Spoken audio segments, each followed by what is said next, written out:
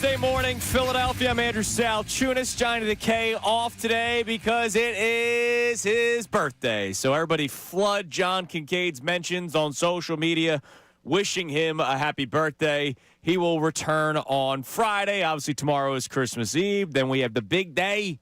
The big man comes down the chimney at night, gets all the great gifts for all the boys and girls all over the world.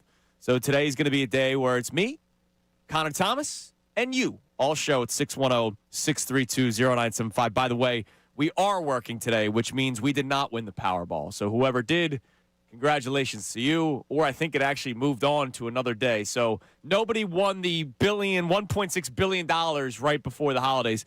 That would have been nice. That's okay. Did you play? Yes. Yeah, I didn't even. And I did not check the ticket before leaving my house today. I forgot, but I Googled, did anyone win? And there was not a New Jersey winner. I'd have to be physically handed a lottery ticket. I don't know. I just never would go out and buy one. Yeah, I was in the area. My lottery ticket is working with you and John every morning. That's you lose at life. All right, so I'm in a very, very weird spot right now, Connor. You know me. I'm never afraid to voice my opinion, whether it's sports or non-sports. I was driving you nuts with the Christmas music yesterday. I don't care. I'm an open book. My entire life has been an open book, especially behind this microphone. I have felt way too comfortable telling you all about the personal things in my life and, of course, sports talk. So much so that sometimes I get evil messages sent my way. Oh, my God, you're such a hater. Or some days it's, let's go grab a beer and just talk. I'm in a weird spot because for one of the very few times in my 11 years here at 97.5 The Fanatic, I don't know which opinion I feel stronger about. I know we always joke around about being on a fence. Right now, I'm kind of on a fence. And I know that is something that we're technically not supposed to do. But this is why today's a day I want to communicate with all of you and see what is actually better for the Philadelphia Eagles. Because right now, we have 2 weeks left of the regular season. One game against the Bills this Sunday, and then the final regular season game against the Commanders, where Dan Quinn will try to maybe murder every single player because he's so angry that the Eagles went for 2, even though it was nonsense. But I'm in a weird spot. The Eagles still very well could get the 2 seed in the NFC. The Eagles could also stay put in the 3 seed, whether they play their starters or not. There are 2 key players that John Clark has already reported are good to go for Sunday. Now, that has not been a report that they are officially going to play. It's just that team doctors say that Jalen Carter and Lane Johnson seemingly are both cleared to play for this upcoming game against the Buffalo Bills. Now, I am somebody that values rest. Hell, I get up at 4 o'clock every morning. I value the next couple of days where I will be able to sleep in until at least 6 or 6:30 until my son wakes me up. And that's just getting up. I value rest in football, which is why I did not give a damn, with all due respect to Saquon Barkley, about breaking Eric Dickerson's record last year. I didn't care. He did not break it in 17 weeks. The 18th week was available for them to sit because they were not getting the bye because they were not the 1 seed. They didn't need it. They weren't going to move in the playoff seeding at all last year. I valued the rest over Saquon Barkley and his individual accomplishment. Now, there was one player last year in Dallas Goedert that did play Week 18 because if you remember, he had missed multiple weeks due to injury, and they just wanted to get him out there to get a couple snaps, maybe see the ball go into his hands, feel contact one time. Nick Sirianni actually spoke about that during his press conference yesterday, that they thought that was necessary for Dallas Goedert. I'm here to tell you right now, I don't think Lane Johnson needs a damn snap. I think Lane Johnson could go into hibernation and be woken up the Saturday or Sunday of Wild Card Weekend and say, oh, buddy Lane, it's time to play. Time to play right tackle. And I think he could go out there and be exceptional, right? I don't think Lane Johnson needs a week to ramp up. I know that's a bad term here in Philadelphia. I don't think he needs a tune-up week. I think he's fine. Jalen Carter now, on the other hand, Vic Fangio himself earlier this year talked about how his conditioning was not great to start the season. Jalen Carter's a beast. But he himself, the defensive coordinator of the Eagles, was upset with Jalen Carter early on in the year about his conditioning. Maybe he is a player that does need a week or two to tune up. before the playoff starts, even though we know how tremendous of a player he is when he is playing at his best. But when he had these shoulder procedures that I still don't know exactly what it is, it wasn't a surgery, I worry about contact, especially this upcoming week against a very physical Buffalo Bills offense. We know that Josh Allen is a physical quarterback. We know that they love to run the football with James Cook. And so I wonder, is it best to hurry back, rush back, Jalen Carter, whatever term you want, for a game against the Buffalo Bills where the conditions might not be pleasant because you're hoping that you could still get the 2 seed. So normally I value rest over anything else. But this is why I'm on a fence. If the playoffs were to start today, the Eagles are playing the Rams. I don't like that. I've not hid my fear of the Los Angeles Rams. With the San Francisco 49ers winning last night over the Indianapolis Colts and 44-year-old Phillip Rivers, who actually looked pretty damn good, the San Francisco 49ers jumped the Rams and are the 5 seed. So they are going to play the winner, if the season ends today, of the NFC South, which right now is the Carolina Panthers. So the Eagles right now, wild card weekend, would be hosting the Los Angeles Rams. I don't want that. All right? Call me a coward. Tell me to go get a dog. Tell me whatever you want. I do not want the Eagles to play the Rams. I know the Eagles played the Rams earlier this year, and they won. I know that the Eagles beat the Rams, it seems like, every single time. John Kincade points that out all the time. Nick Sirianni against Sean McVay. But I always worry about, there could be that one time. You all watch Little Giants. What about that one time? I don't want that one time to be the Rams coming into Philadelphia and beating the Eagles like they almost did last year in the playoffs. Let's not ignore history.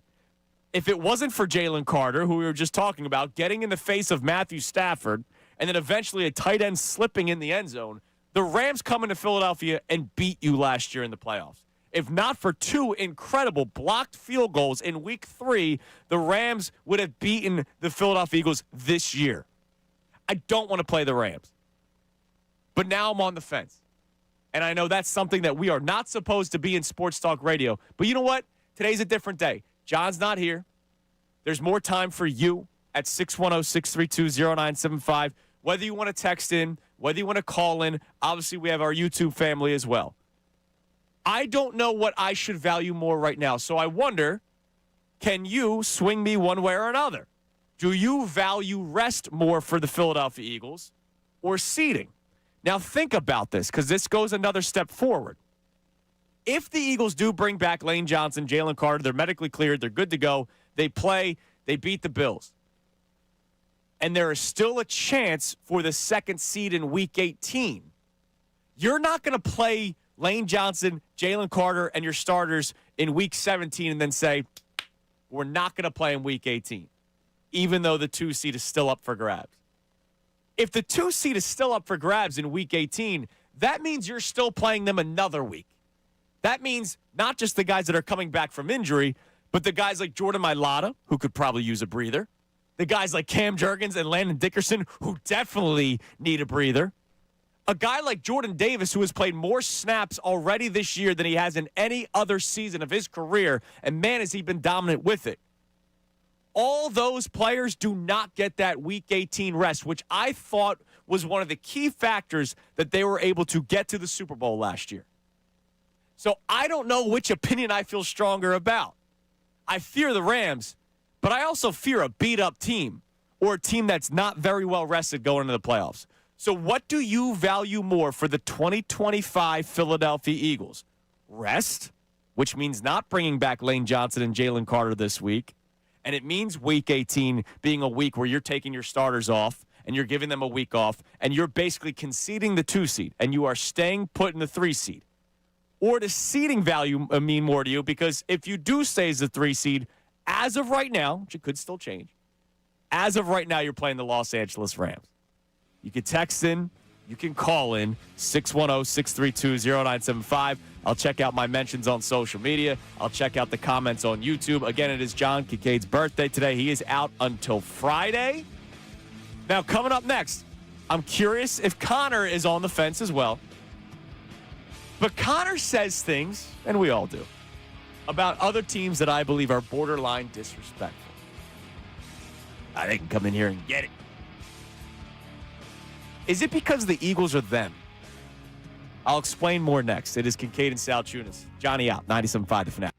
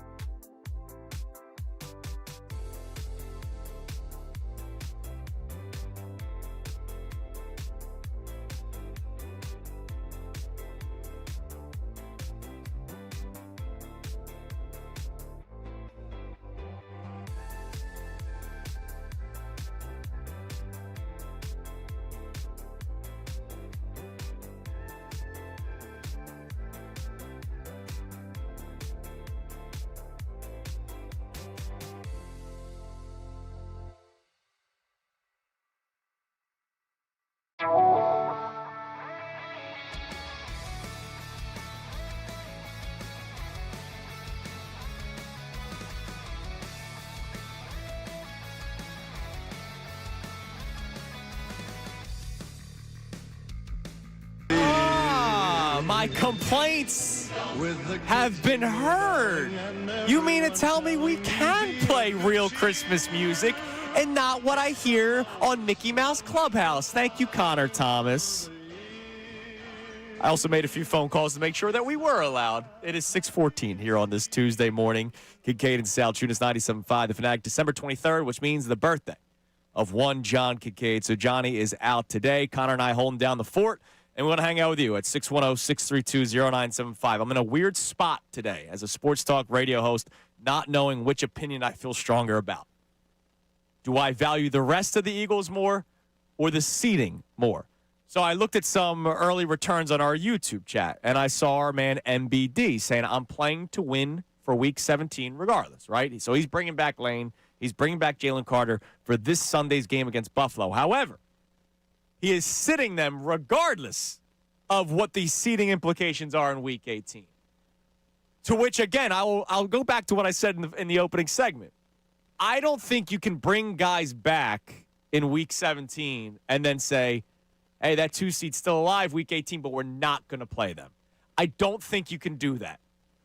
I value rest, but I don't think you can look in the locker room and say, hey, we brought you guys back for week 17, but week 18, just not going to cut it. And then I see Renee chime in. Renee agrees. She does not want to see the Rams coming to town wild card weekend. But she says, not worried about those Niners. Which leads me to my next topic that I want to open up for you guys.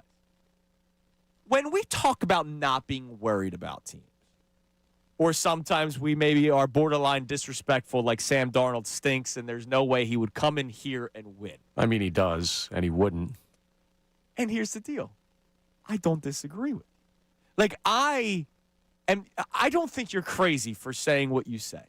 I think you go a little over the top sometimes because the Seattle Seahawks are 12-3, and it's not just Sam Darnold. It's also that defense, right? That's a very good defense in Seattle. When people say, I'm not worried about the San Francisco 49ers, why? Like, why is it that we're so comfortable to say it? Is it because of them, or is it because of the Eagles? Like, that's the second topic for today. We say things borderline disrespectfully, and yet I wonder whether or not the Eagles deserve that respect. Like, are the Eagles a team that, if this team could come in here and they're not going to beat us?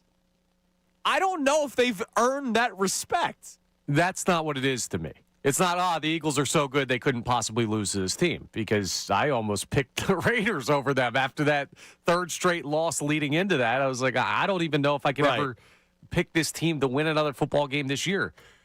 Here's the thing, right? In Super Bowl expectation seasons, the goal is always win it all, right? Be the best team in football. Yes. How many teams exist in the NFL that could realistically win the Super Bowl? I'm not talking about a playoff team. I'm not talking about, where they seed out. I'm saying you could close your eyes and you could visualize them hoisting the Lombardi. Because any given year, there's 3? Sure, but do you visualize the Eagles? Are the Eagles a team that you visualize? Right? No, I don't, but that's not the point. The reason that I say screw the Seahawks, screw Sam Darnold, because they're not winning crap. Sam Darnold is not ending this season with a Lombardi. So if they come in here and knock you off, then you weren't good enough anyway. And if you are good enough, there's no way you lose that game. It takes all the worry out of it for me. But again, I can't close my eyes and visualize the Eagles winning the Super Bowl right now. Okay, then maybe you should be worried about the Seahawks. I'm worried about the Eagles. It goes back. We had this topic last week, right? Are you more Eagles focused or the other teams? I'm more worried about the Eagles. And I get it. They've won their last 2 games. That's spectacular, right? They beat the Raiders and the Commanders. What do they have in common? They're both out of the playoffs, right? That's fantastic. They needed to win because, to your point, you didn't even know about the Raiders game. You weren't that comfortable about the Raiders game.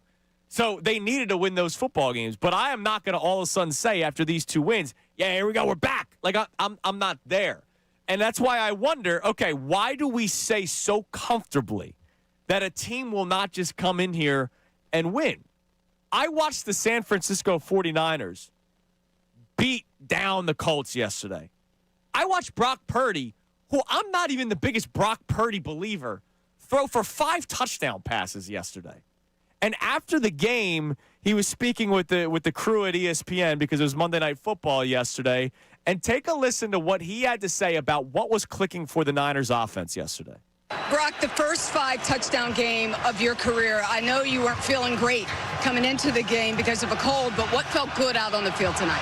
I mean, everybody just did their job. I feel like Kyle was in his bag with his play calls and the run game, the O-line just doing a great job for Christian, and then obviously the pass game to be able to dish it out to a bunch of guys and then make plays. It's just a team effort across the board. You said Kyle was in his bag. What do you mean by that?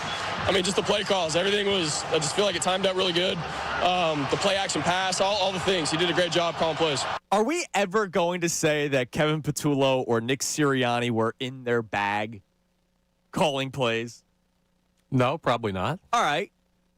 And so when people, again, our great listener, viewer on YouTube, Renee, says, I'm not worried about the Niners, well, I worry about Kyle Shanahan. Now, I love Vic Fangio and the Eagles defense, one of the better defenses in the NFL. Do I think they're going to give up 5 touchdown passes to Brock Purdy? No, I do not. But what if they give up 3 and then a couple of field goals? Is the Eagles offense going to be in their bag that day? Is Nick Sirianni and Kevin Patullo going to be in their bag? So when I hear they could come in here, they got no shot coming in here and beating us. Why? Why do we feel so comfortable saying that? Well, there's just so many teams that aren't that good. Are the Eagles that good? I don't know, but it's not about that. We spend way too much time worried about whether the Eagles are that good or whether. Of course we should. Right, but when we have the conversation about other teams, I don't think about them matched up with the Eagles. I think about Brock Purdy going on the road to a cold weather stadium and a defending Super Bowl champion. Whatever team you want that to be in your mind. That dude's losing that game. Same for Sam Darnold. Same for Bryce Young. They're losing those games. It's not about the Eagles. It's about the situation. So then would you value seeding over rest? Because you did not say Matt Stafford in the Rams. And as of today, the Eagles will be playing the Rams in the first round. Now, they won't be if they stay in the 3 seed because the Rams round out their season playing bad teams, and the 49ers have the Bears and the Seahawks. So the 49ers will drop below them. Okay. All right. Our first question to start the show today. It's 610-632-0975. What do you value more for the Eagles, rest or seeding? Rest means you're not going for that 2 seed. And as of today, if you don't go for the 2 seed, you're playing the Rams in the first round of the playoffs. And then why do we say that certain teams will not come into Philadelphia and win? Is it because you're that confident in the Eagles? Or is it you see issues with those other teams? Clearly, we know what Connor's answer is on that. 610-632-0975. We'll check our text line. Also, I want to open up something with the Flyers early because they had a very exciting win yesterday. It's something that I hope we can all breathe first before we speak about it, because there are a lot of angry people out there about the love the Flyers are getting. It is Kincade Salciunas, Johnny out today, 97.5 The Fanatic. Now on 97.5 The Fanatic Sports Update. Eagles back to work. I'm Connor Thomas, and with Week 16 officially in the books, the Eagles are turning their attention to Buffalo as they get ready to face the Bills on the road on Sunday. After locking up the division this past Saturday, Nick Sirianni met with the media yesterday and talked about things that the team could still improve, like maybe bringing in a new kicker. Like I said, a lot of confidence in Jake. Love the roster the way it is. I have a ton of confidence in him with Jake, and that he'll rebound from whatever setbacks that he has. So it doesn't sound like a change is coming there, but we could see a change on both lines. Lane Johnson and Jalen Carter will return from injury this week, or reportedly, after both missing multiple games. So they should be available for the game against Buffalo. Eagles coordinators and Jalen Hurts will meet with media later today. Flyers took down the Canucks 5-2 last night. Nikita Gorbenkin had a goal and an assist in the win. Flyers now travel to Chicago for a game against the Blackhawks. That game tonight at 9 p.m. You can hear that on WMMR. Sixers host the Nets tonight at 7 p.m. That game live here on The Fanatic. Joel Embiid currently listed as probable. We'll talk to Adam Schefter coming up at 7:55 today. Zach Berman of The Athletic joins us at 8:40. This update is brought to you by us here at The Fanatic. And I'm Connor Thomas for the home of the Sixers, Flyers, and the best Birds coverage, 97.5 The Fanatic and 97.5thefanatic.com.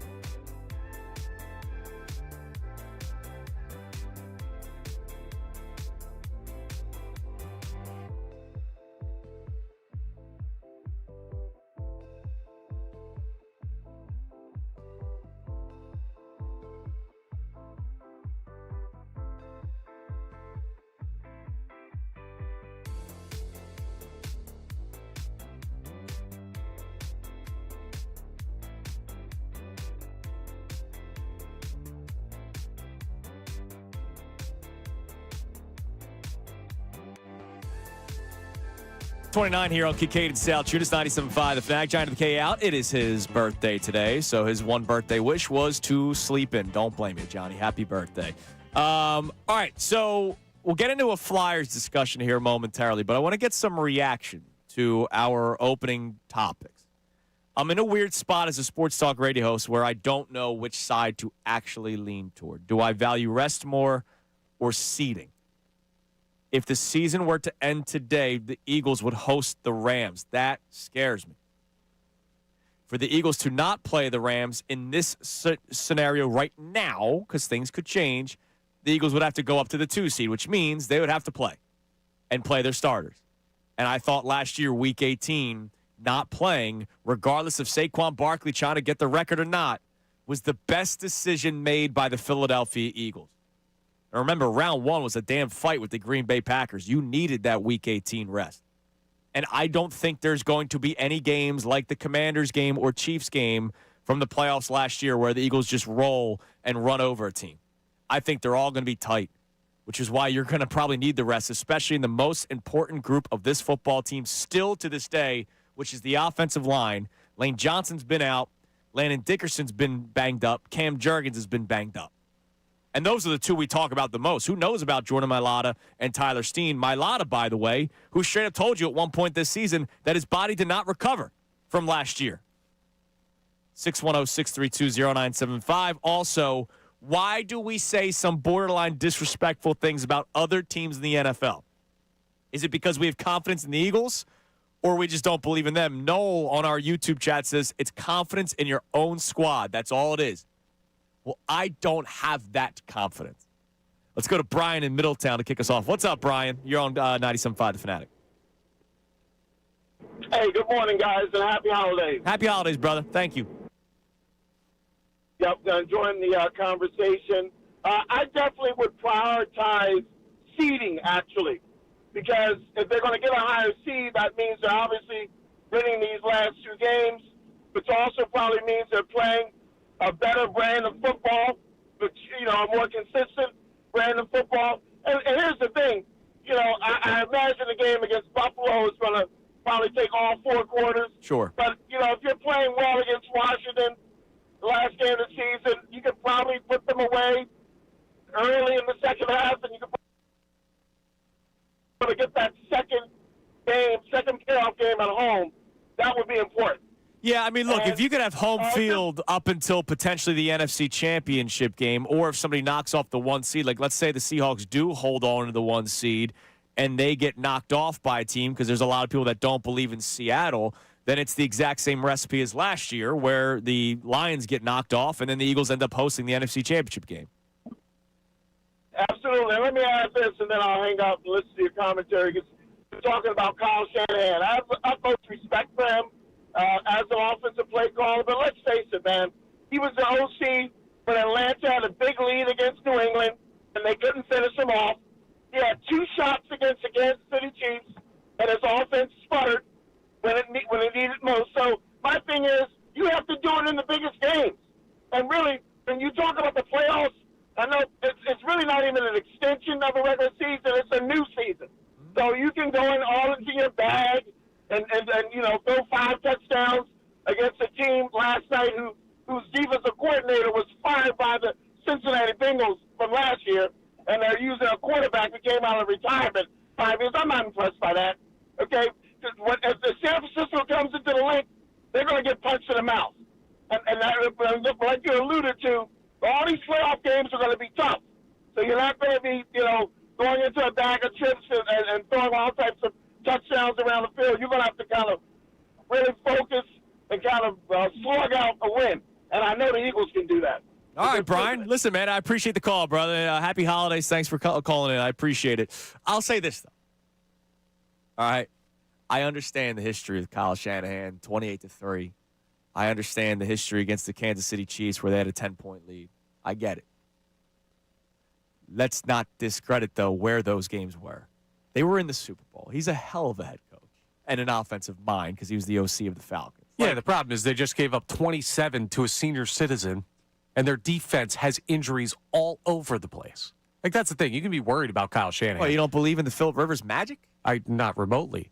And I believe that the Eagles have the lowest completion percentage allowed since the 2016 Broncos. Damn right, man. So tremendous defense. I'm not overly worried And about which is Kyle why Shanahan. I said, look, the 49ers would not come in here and score 45 points. That's not going to happen. No team.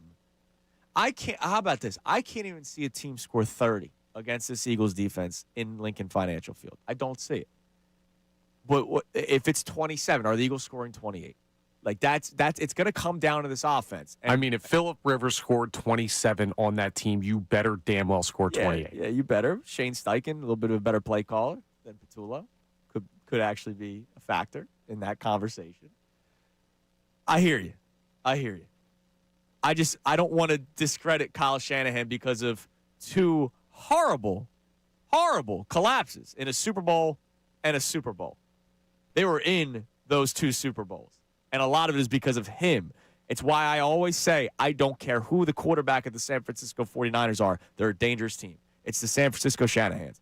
That's what that team is. And I just don't want to discredit what Kyle Shanahan could do. All right, coming up. Or give me a text message first. Anyone on the text line about these discussions? Yeah, Tony from North Dakota says, I value seating more. We're way too good at home in January to risk having to go on the road. Okay, so that means no Week 18 off.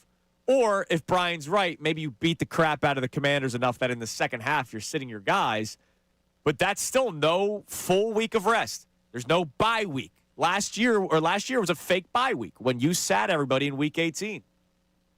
What do you value more, seating or rest? 610-632-0975. And when we say, oh, that team won't come in here and beat us, is it because of the Eagles or because of them? Chime in 610-632-0975. Johnny out today. So a little bit more time for you and I to discuss things on the phone line and the text line. All right? A little bit more open today. Speaking of John Kincade, it's his birthday. Each hour today, I have last-minute Christmas gifts for you to win to either keep for yourself and bring a guest or to straight up give to somebody. 4 pairs of Sixers tickets today. I will tell you how you can win the first pair coming up next. I'm going to give away a pair each hour because I appreciate all of you. Whether you're a 6 o'clock listener, a 7 o'clock listener, an 8 o'clock listener, or a 9 o'clock listener, I want to give each listening group each hour a chance to win. I'll tell you how you can win those next. And this Flyers discussion that I really want to have, but we got to breathe first before we have it. It's Kincade Salciunas, 97.5 The Fanatic.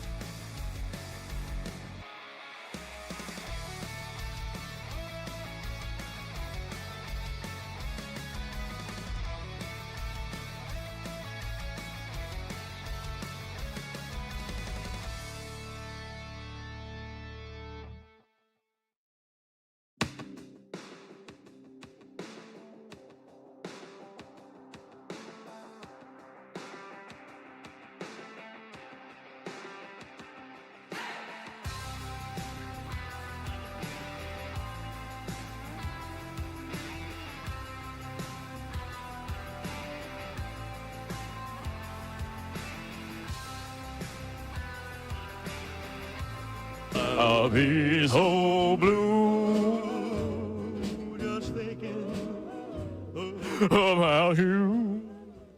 I think anybody could do Elvis, the voice. No.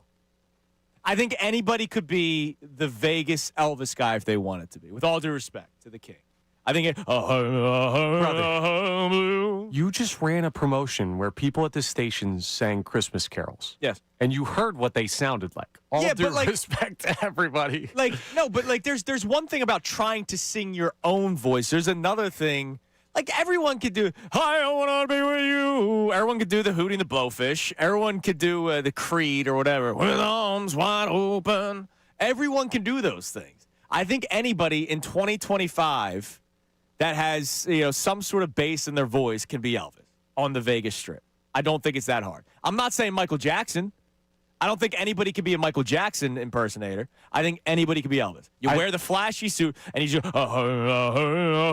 blue. That's it. I think you're really underestimating how many people have zero pitch or tune or anything. All right. You could do it. I like that song. I think it's a good song. It's underrated, Yeah, I just don't think it's better than Wham's as Last easy Christmas. as you're making it. All right. Here's the deal. So today is John Kincaid's birthday. I need whoever is comfortable, speaking of singing, not that you have to really belt this out, the first person to call in at 610-632-0975 that is willing to sing happy birthday to John Kincade. We will record it, and we will send it to John. We're not sending it to him yet. He's still asleep. At least I hope he is. The first person who is comfortable enough to call in 610-632-0975 and sing happy birthday to John Kincade will win our first of 4 pairs of Sixers tickets that we have to give away today. I texted my man Eric Simon, who is our head of promotions, and I said, hey, it is December 23rd, going to be December 23rd tomorrow. Can I please get last-minute Christmas gifts for our listeners? 1 an hour, because I understand not everybody listens to all 4 hours of the show. So if you're a 6 o'clock listener, 7 o'clock listener, 8 o'clock listener, 9 o'clock listener, you have a chance to win pairs of Sixers tickets. So the first one will be a pair of tickets to see the Sixers take on the Nuggets, Nikola, on Monday, January 5th at the Xfinity Mobile Arena. Single game tickets are on sale now at Sixers.com. The first person that wants to call in and sing happy birthday to John Kincade will win that pair of Sixers Nuggets tickets. We'll do that in a few minutes. But I want to have a conversation with a group of people in this city that are bumming me out a little bit right now, Connor. We'll continue our Eagles discussion. We'll get back to our text messages. We'll get back to our calls as well. Last night, the Flyers put up a 4 spot in the third period, beating the Knucks 5-2. And that building, I was not there, but from watching on my couch at the Xfinity Mobile Arena, seemed electric. Now, when it's one goal after another goal after another goal after another goal, all in one period, that's going to get the crowd going a little bit. But the Eagles put up 4 goals in the third period. Flyers. Sorry, Flyers. Flyers put up 4 goals in the third period. They win 5-2 yesterday. And they're now 18-10-7. It is such a fun time watching the Flyers right now. I've told you what my life is whenever they play. My son and I watch the first period together. The second period is always bedtime. It's the routine, right? Bath, brush your teeth, potty, books, snuggle, sleep. I miss the second period almost every single night. And then I get to lock in on the third period, which, damn, was that a good time yesterday, locking in on that. It's so much fun watching the Flyers right now. 1, because the product's good, and 2, because they're winning.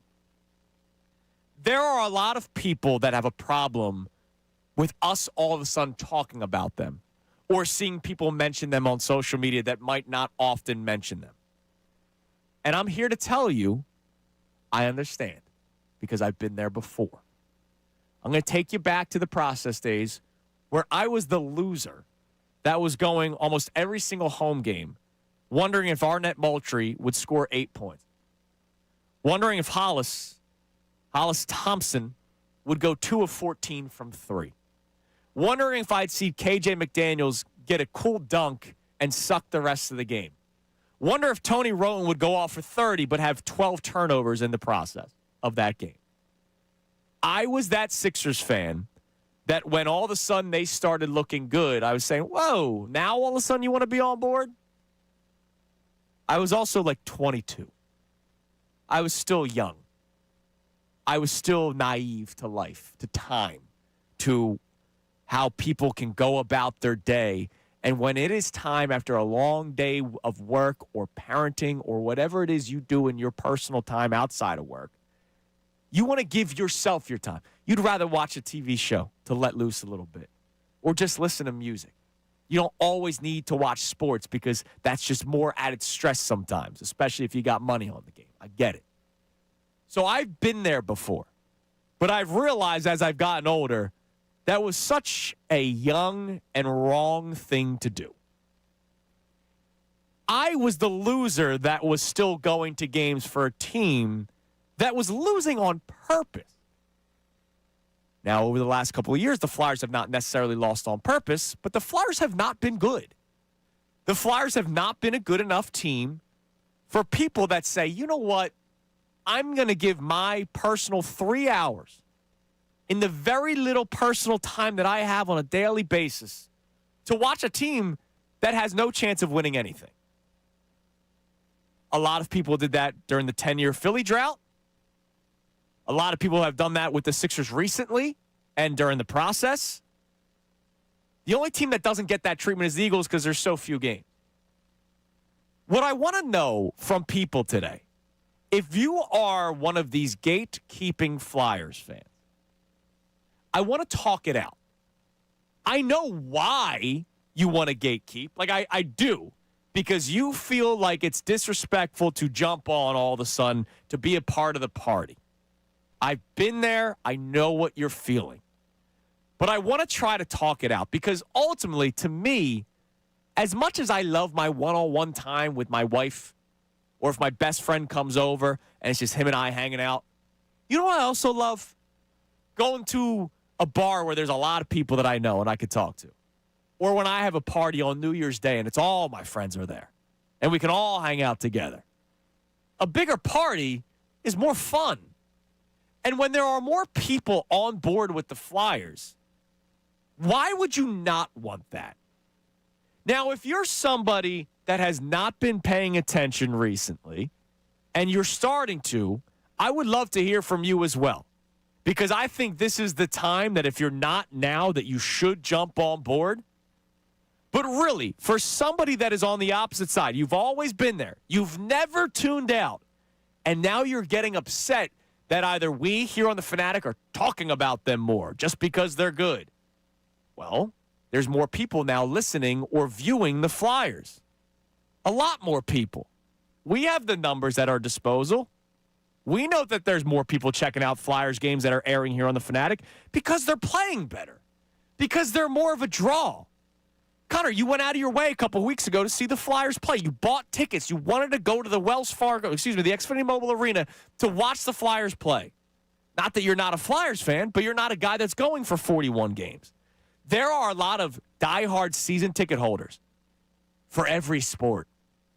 There's a lot of at-the-gate ticket buyers for every sport. There's a reason why the Phillies are selling out games now, because they're good. They're worth your time. They're also worth your financial investment. The Flyers have finally reached that for a lot of people. And for whatever reason, there are a lot of you that don't want more people on board.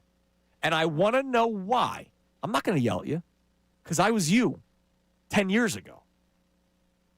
Let's have a civil conversation about that. 610-632-0975. All right, Doug in Williamstown. Doug, have at it, brother. We are recording. Go.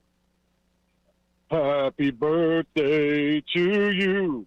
Happy birthday to you. Happy birthday, John Kincade. Happy birthday to you. Wow, that was beautiful, man. Good job, Dougie. I'll put you on hold. We'll get you the pair of Sixers tickets who they take on the Nuggets January 5th. Get your single game tickets at Sixers.com. I have a pair an hour. It won't all be singing happy birthday to John, I promise, all right? Different ways each hour. It is your chance to get last-second Christmas presents. I don't know if Doug is going to keep them for himself, if he's going to give them to somebody, but all I know is Doug now knows that he can either gift at least one or an entire pair to somebody last second, 2 days before Christmas. All right, coming up next, check our text line. Check our phone calls, 610-632-0975. Also, to start the 7 o'clock hour, it is the season of believing, Connor. 2 days away from the big one. What is real about this Eagles team and what may not be so real about this Eagles team? We'll discuss that. Also, our second pair of Sixers tickets in the 7 o'clock hour. It's Kincade and Salciunas, 97.5 The Fanatic.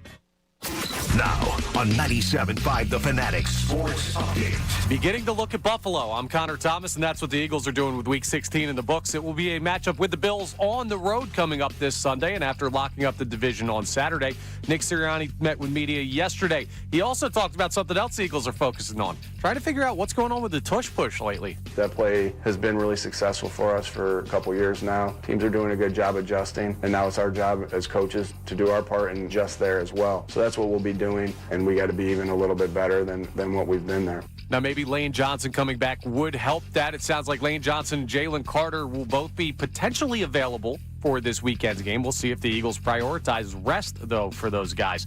Eagles coordinators and Jalen Hurts will meet with media later today. Flyers took down the Canucks 5-2 last night. A big third period for the Flyers to find that victory. Now they'll travel to Chicago for a game against the Blackhawks tonight at 9 p.m. That game live on WMMR. Sixers host the Nets tonight at 7 p.m. That game you can hear live here on The Fanatic. Joel Embiid currently listed as probable. We'll talk to Adam Schefter coming up at 7:55. Zach Berman joins us at 8:40. This update is brought to you by Batteries Plus. Dead car battery. The experts at Batteries Plus can replace it in about 20 minutes. Want longer battery life? Ask about their premier installation. Batteries Plus, the experts in charge. I'm Connor Thomas for the home of the Sixers, Flyers, and the Best Birds coverage. 97.5 The Fanatic and 97.5thefanatic.com.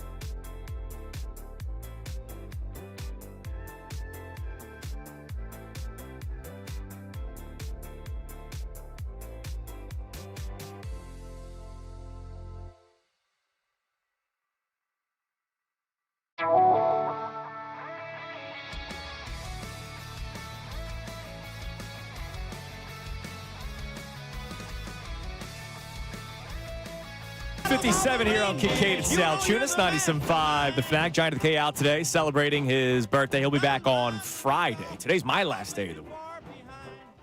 Believe it or not, I'm actually taking some time off. Christmas Eve, Christmas Day, day after. And then I'll be back on Monday after the Eagles hopefully beat the Bills in Buffalo. And then we're going to have a hell of a conversation about what to do Week 18 and whether or not they should play the starters or rest. Now, the Flyers conversation that we opened up, if you are one of the gatekeeping Flyers fans, right, you're getting upset that people are starting to get more on board. I want to have a civil conversation as to why. I knew that it was a sellout yesterday. Just under 20,000 fans were there yesterday, Connor. 19,994 fans were at the Flyers-Canucks game yesterday. Obviously, maybe a lot of people were off from school, or maybe they're off from school today, and that's why more people were able to go yesterday. A lot of people taking off work this week because we're getting closer to the big day, Christmas Day.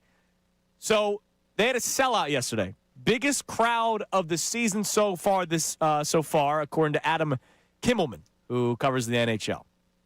So it's one thing for you to try to tell me, oh, no, Fanatic. We don't want you to start talking about them all of a sudden. Well, first off, you can't turn off my microphone. Connor can. He just did. You can't turn off my microphone. You also can't come into my house and turn off my TV. You could try, but your ass is getting dropped if you try to break in my house. All right? I'll take the listener. No. I got protection. You're going down real quick. All right? Not messing around. Don't come breaking into my home to try to turn off my Flyers game. You can't stop me. All right? But I know that a lot of you are upset. And I'm here to tell you I was you 10 years ago with the Sixers. So a couple of responses on YouTube, and then I want to check the text line at 610-632-0975. You can call in as well. Just me and you today, and Connor. Johnny's out today. D Flyers. So a Flyers, obviously super fan, chimes in on YouTube. Hockey fans are insecure to begin with. So this is a Flyers fan saying this, not me. I understand the insecurity, though, because you get overlooked often. Now, part of the reason why you're overlooked, it's been 50 years since you won anything. And it's been, even though they were in the Cup in 2010, it's been 20 years since you were like, wow, this team could literally do it any year. Lindros, Leclerc, Roenick, like those days, right? It's been a long time. You're starting to see it grow now. And instead of jumping on board in the Stanley Cup, I want people to start jumping on board now, but I don't want people trying to kick us off. Trevor Rice chimes in. In my opinion, fans want Flyers talked about no matter what, just not ignored. If the criteria with them is worth being talked about, how many years did we waste talking Sixers when they didn't deserve it? We didn't waste talking Sixers because each year they were legitimate contenders. Right? They were favorites in a lot of those series in round 2. They should have beaten the Hawks. And the fact that they didn't is why the conversations continue. It's not just success that leads conversation. It's also failure when you're supposed to be successful that has led to conversation with the Sixers. There have been no expectations over the years for the Flyers. Now there are. And that's exciting. And now's the time to begin that conversation. 610-632-0975. Let's go to my man, Coach Mike. Mike in Yardley wants to talk about rest versus seating. What's up, Coach Mike? Good morning. Now, I think we all know, and I think Connor said this earlier, I think we all know what makes this team go, or at least what has held this team back, is the injuries that have happened on our offensive line. Sure. And the fact that they don't feel 100%, and that's why we can't establish the run, which is what our offense is predicated on. So I think no matter who we play, our best interest is to go in with an offensive line that feels as closest to that 100% as possible. Yeah, and Mike, that's I think that's where I lean. But again, I fear the Rams. Like the Rams are the team that if I were to power rank the teams in the NFC that I do not want to see, the Rams are the number one team. And so if the season were to end today, the Eagles are playing the Rams. The Eagles, to avoid the Rams, would be climbing up to the 2 seed. Again, as of right now, the Rams could move up. The Rams could move down. We don't know. Yep. But if the Eagles stay at the 3 seed, yeah, sure, we rested them. And you're not going to rest them 2 weeks. You're going to play starters this upcoming Sunday. You're going to rest the players, but then you're still facing the Rams. The only thing I'll say to that, Andrew, is this. The images I have of us dominating the Rams, our offense has done one thing really well in those games: run the ball. The game where we struggled earlier this season, we struggled because we couldn't establish the run. Sure. That's why we went down. That's why we went down so early, so quickly. So in my mind, I agree with you where, I don't want to see McVay first game of the playoffs. But in my mind, we get over that game with the rest. I see us in the NFC Championship game, hands down. No issue. NFC Championship game, hands down. I love it, Coach Mike. Appreciate the call as always, brother. NFC Championship game, hands down if they rest. See, I don't have that confidence. Like, oh, yeah, man. We're rested up week 18, NFC title game. Here we come. I don't have that. Last year I did. All right, so I'm not like, I know people think because I've been pretty down on this team all year long that I'm like the negative Nancy here. I had them running to the NFC Championship game last year. And the second the Commanders beat the Lions, there was no way the Eagles were losing that game. And then I felt extremely confident about the Super Bowl. That was last year. I don't feel that way this year. I'm not trying to do some bait and switch, sports talk radio. It's just how I feel. And I'm always honest with you guys. Do you have that feeling of confidence where it's like, yeah, they're going to the NFC title game? No, I don't have that because any week this team could go out and put a stinker up on offense and not establish the run like our caller Mike was just talking about. And next thing you know, you're out. Like, this team could still lose to any playoff team in the NFC. Last year, I didn't feel that. Right. There were teams in the mix where I was just like, there's no way. Even Seattle. I hate Seattle because of their quarterback. But if you got to go there, I don't know that I picked the Eagles in that game. Like, that's the thing. They're a lot more matchup and circumstance dependent this time around. Not that they can't get to the NFC Championship game, but that they're going to need things to break their way more this year than they did last year. Okay. All right. Yeah, things do definitely have to go their way. Even though, look, they did catch a big break last year. We say that. I don't know. Yes and no. I think we caught a bit of a break last year, the Lions being as hurt. Okay. You would have had to have gone to Detroit. Yeah. That's the big thing. And that Commanders team you put 55 on beat Detroit comfortably in their own house. Yeah, I think the Eagles are waxing any. Why? Dude, because the Lions had 95 players. You played a dynasty on a neutral field and you put 40 on them. I don't think the Eagles caught a break. I think they were beating anybody last year. I like that. All right, here's what we're going to do. In the next segment, I'm going to take a call first, so don't hit the music yet. In the next segment, I have my 3 things that I believe are real about the Eagles and 3 things that I don't totally believe in with the Eagles, as this is the season of believing, right? So I'll tell you my 3 things that I believe in and 3 things I don't totally believe in. I'll explain all of them. Connor, I want you to do the same. Did you give Zach Berman the homework assignment? Yes, I did. All right, so Zach Berman is going to join us coming up at 8:40 today. I asked Connor, hey, can you reach out to Zach, have him come on the show, and give him a homework assignment? Zach Berman will do the same coming up at 8:40, and we want you to chime in as well. The 3 things you believe in most about this Eagles team and the 3 things you don't totally believe in about this Eagles team, as we're trying to discuss whether or not it's the Eagles that make you feel confident or the rest of the teams that you just don't really truly respect. Because the way we talk about some teams, that Niners team, they got no shot coming in here and beating us. I think they have a shot because they have a tremendous offensive-minded coach that put up 5 touchdowns yesterday with Brock Purdy. And I like Jalen Hurts more than Brock Purdy. And I ain't seen no 5 touchdown performances from Jalen Hurts this year. I've not heard Jalen Hurts say, yeah, Petula was in his bag today. Not that I think Jalen Hurts would ever say that, like Brock Purdy did yesterday. But I don't think any of us have seen an offensive game plan where we go, man, it was clicking on all cylinders today. We've watched 15 games of the Eagles.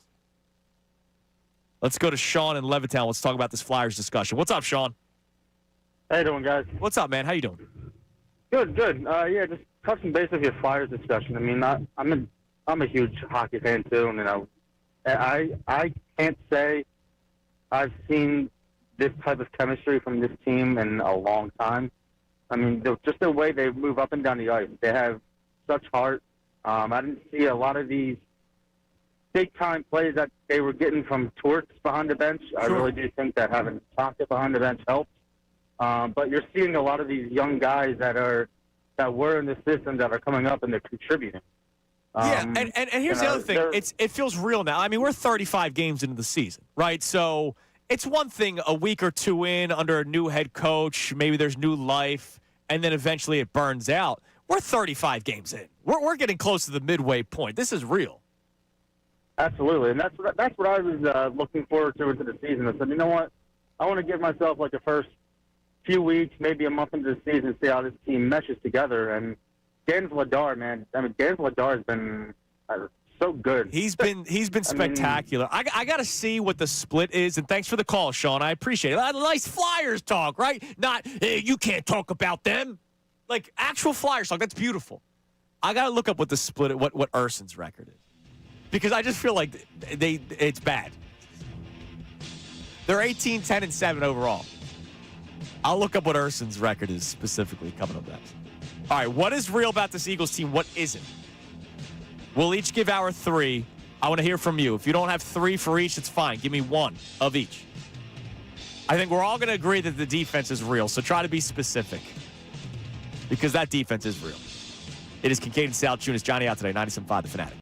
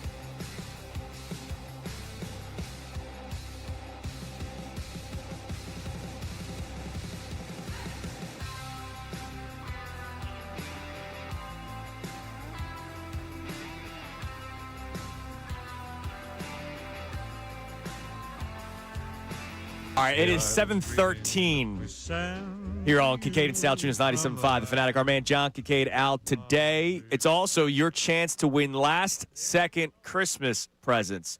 We gave away a pair of Sixers tickets, Sixers Nuggets, Monday, January 5th at the Xfinity Mobile Arena. Single-game tickets are on sale now via Sixers.com. We're doing one pair an hour, so we gave away a pair in the 6 o'clock hour. I will tell you coming up how you can win the second pair today for your last-second Christmas presents. We'll get back to our text messages here momentarily, but I want to do this exercise of what is real and what isn't real. It's the season of believing.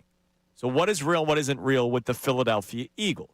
Now, is or isn't could be positive, negative, right? Like it's not like what is real has to be positive and what isn't real has to be negative, right? Like word any way you want. I'll explain myself now. So here are my 3 is-reals. Is real, not is real. That sounds like if you say it quick enough. Here are my things that are real, Connor. I don't want to just say defense because I feel like the defense is real. It's tremendous.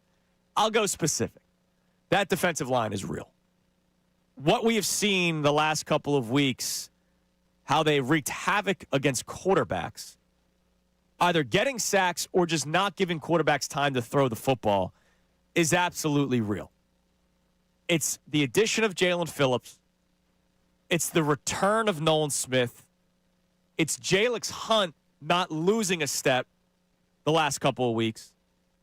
It's also doing everything that they have done the last 3 games without Jalen Carter. Think about it. Jalen Carter missed the Chargers game where they got 7 sacks on Justin Herbert. He missed 2 games ago when they held Kenny Pickett, I know he stinks, to 75 total yards. It's the same team without Jalen Carter that did what they did last week against the Commanders. That defensive line is real. Number 2, I believe that it is real that Jalen Hurts must be involved in the run game. I think part of the reason why the offense was stale or stagnant was because there was no threat of Jalen Hurts running. And there's a difference between escaping the pocket and running out of bounds 2 yards or actually turning upfield, or if they do an RPO certain times, that he might actually hold on to the football. Because if he's not holding on to the football, they're just going to attack Saquon Barkley. So Jalen Hurts needing to run the football is real. Lastly, Jake Elliott's a problem. I believe that is real. He is worse this year than last year. We went through the numbers. Last year, he was 77% in a down year. This year, it's even worse at 70%. I believe he's 5 of 15, 5 of his last 15 from 50 yards. We are talking about kickers bombing it from 65 now. And Jake Elliott is 5 of 15 from 50 plus. A 50-yard field goal, I don't want to say is automatic, but has become consistently accurate for kickers in the NFL these years. And he is 33% over his last 15 kicks of 50 yards. That's a problem. Especially when I said earlier, I don't believe these playoffs are going to have any blowout wins for the Eagles. I don't think they're going to beat a team by 20 like they did the Commanders or 20 like they did against the Chiefs. These games are going to come down to the wire. He's going to have to make his kicks. My 3 is not reals. Are not reals. Sorry, I'm not going to buy into the offense from the last 2 weeks. It's looked better. Raiders and Commanders help. Now, I can be proven wrong next week against the Bills. We always change our beliefs in life, right? I don't think people should be set in their ways. But the last 2 weeks are not enough for me to be like, yep, offense, they found it. They're back. Jalen and AJ drama kills the team I don't believe is real. I really don't. Ultimately, when they step on the lines, they play football. I know we've talked about A.J. Brown potentially giving up on routes at times. I don't think it's because he's doing a screw you, Jalen. I think he thinks the play's over. And that's a mistake on his own. But I don't believe whatever drama there is, it's impacting the team on the field. Lastly, relying on pedigree is not real for me. We said it against the Bears. They lost. We said it against the Chargers. They lost. I can't just say they won the Super Bowl last year. That's why things will work out. So those are my 3 are reals and are not reals in the season of believing. What do you got, Connor? You hit pretty much every single one of mine. All right. I go first. Sounds smart. Yeah, no, it's a good call by you. The number one thing that I believe is real is the pass rush. You talked about the defensive line already. They're legitimate. Getting after the quarterback, they're very, very good at that. I mean, they're doing it with Brandon Graham at defensive tackle. That's all you need to know about Vic Fangio handling that. Another thing I believe is real. So it's Hurts related, but it's not about the run game. This dude's a winner. Yeah. He is. And if you don't believe that at this point, like, I don't care what you think about him as a quarterback, as a football player. Like, I don't give a damn. He's a winner. You heard in our open, there was a lot of overreaction a couple weeks ago. Like, all of a sudden he stinks. Yeah, at the end of the day, that guy is going to find a way to win football games more than he finds ways to lose football games. And you should feel good about that. Something I believe is real is something you had on the not real list. The pedigree's real, especially in the playoffs. Maybe not in the regular season, because not every regular season game is the same level of need to win for both teams. It's not the same spot for both teams. That goes out the window in the playoffs. There's no trap games in the playoffs. There's no, this is a lesser opponent so we can sleepwalk this in the playoffs. Pedigree's real. The Eagles have been there before. Okay. Things that are not real for me, Kevin Patullo hasn't just all of a sudden figured it out. You said that with the offense. The rushing game, on top of that, I don't believe that that's fixed. I'm going to need to see Lane come back. I'm going to need to see the offensive line be healthier and be consistently healthy to believe that that's going to be a consistent thing. And I don't believe the Jake Elliott thing is real. I'm on the other side of that. I know you stood by it last year, too. I know. And you ended up being right. You ended up being great in the playoffs. It's not just that, because I told you yesterday, like, it's a different spot this year. Like, I have less faith in him this year. But at the end of the day, I don't believe he's the difference between the Eagles winning and losing in the postseason. He hasn't been this year. In every single game where you see him miss kicks, there have been much bigger issues. I know. John was saying he's lost you 2 games. I would say that the Eagles' offense is the reason why they lost those 2 games. You're so damn talented on offense that if you're not putting up points, I'm not looking at number 4. And if you are, that's a cop-out. Look, if they did win those 2 games, their record is 12-3. We're still complaining about how the offense looks. Ultimately. You need to win by scoring touchdowns in January. Jake Elliott doesn't score touchdowns. Yeah, well, you're going to have to score points. Field goals are failures. Go score. All right. What high school hardo coach told you that? That's a Connor Thomas original. Field goals are failures. All right. We need to get out there and get 6 every time. And I'm Nick Sirianni. I'm going to go for 2 up 70. Tell me it's not a good lie. It's not bad. I could see you coaching a Pee Wee football team one day saying that.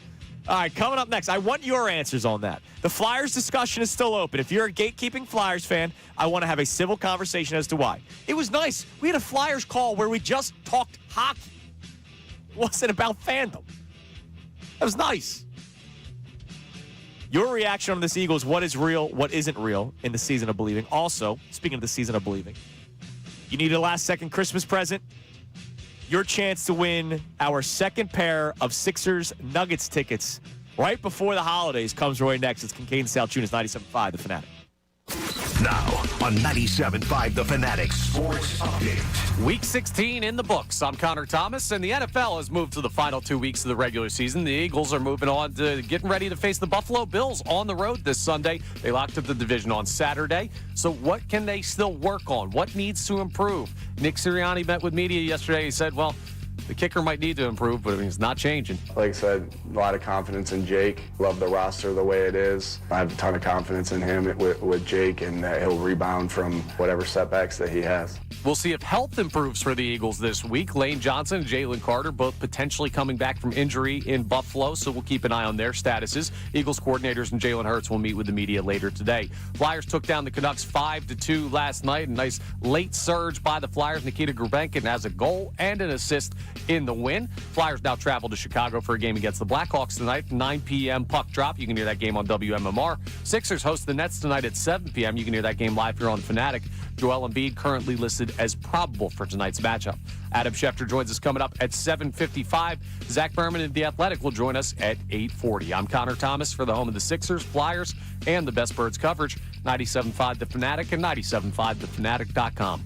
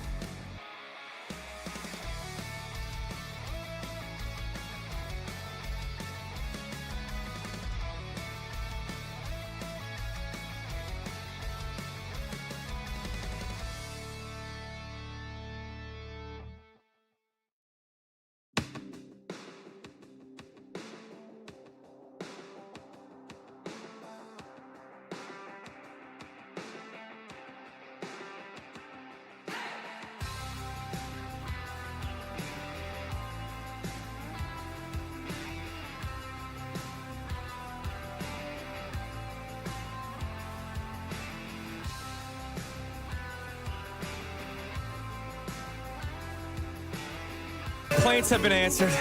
Getting the real Christmas music today. I appreciate it, Connor. Thank you. Sorry for complaining so much, but sometimes complaints get the job done. It is Kincade and Salciunas here on 97.5 The Fanatic. Johnny the K on vacation. Well, it's his birthday today, and he returns on Friday. See, now I see a comment from Renee in our YouTube chat.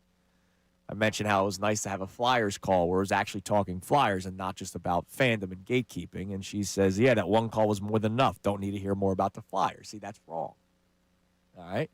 I think that's wrong. It may not be your cup of tea, but there are a lot of people. There was almost 20,000 fans in attendance yesterday. Packed building at the Xfinity Mobile Arena. I want to celebrate that. All right. You can climb in 610-632-0975. Call in or text in.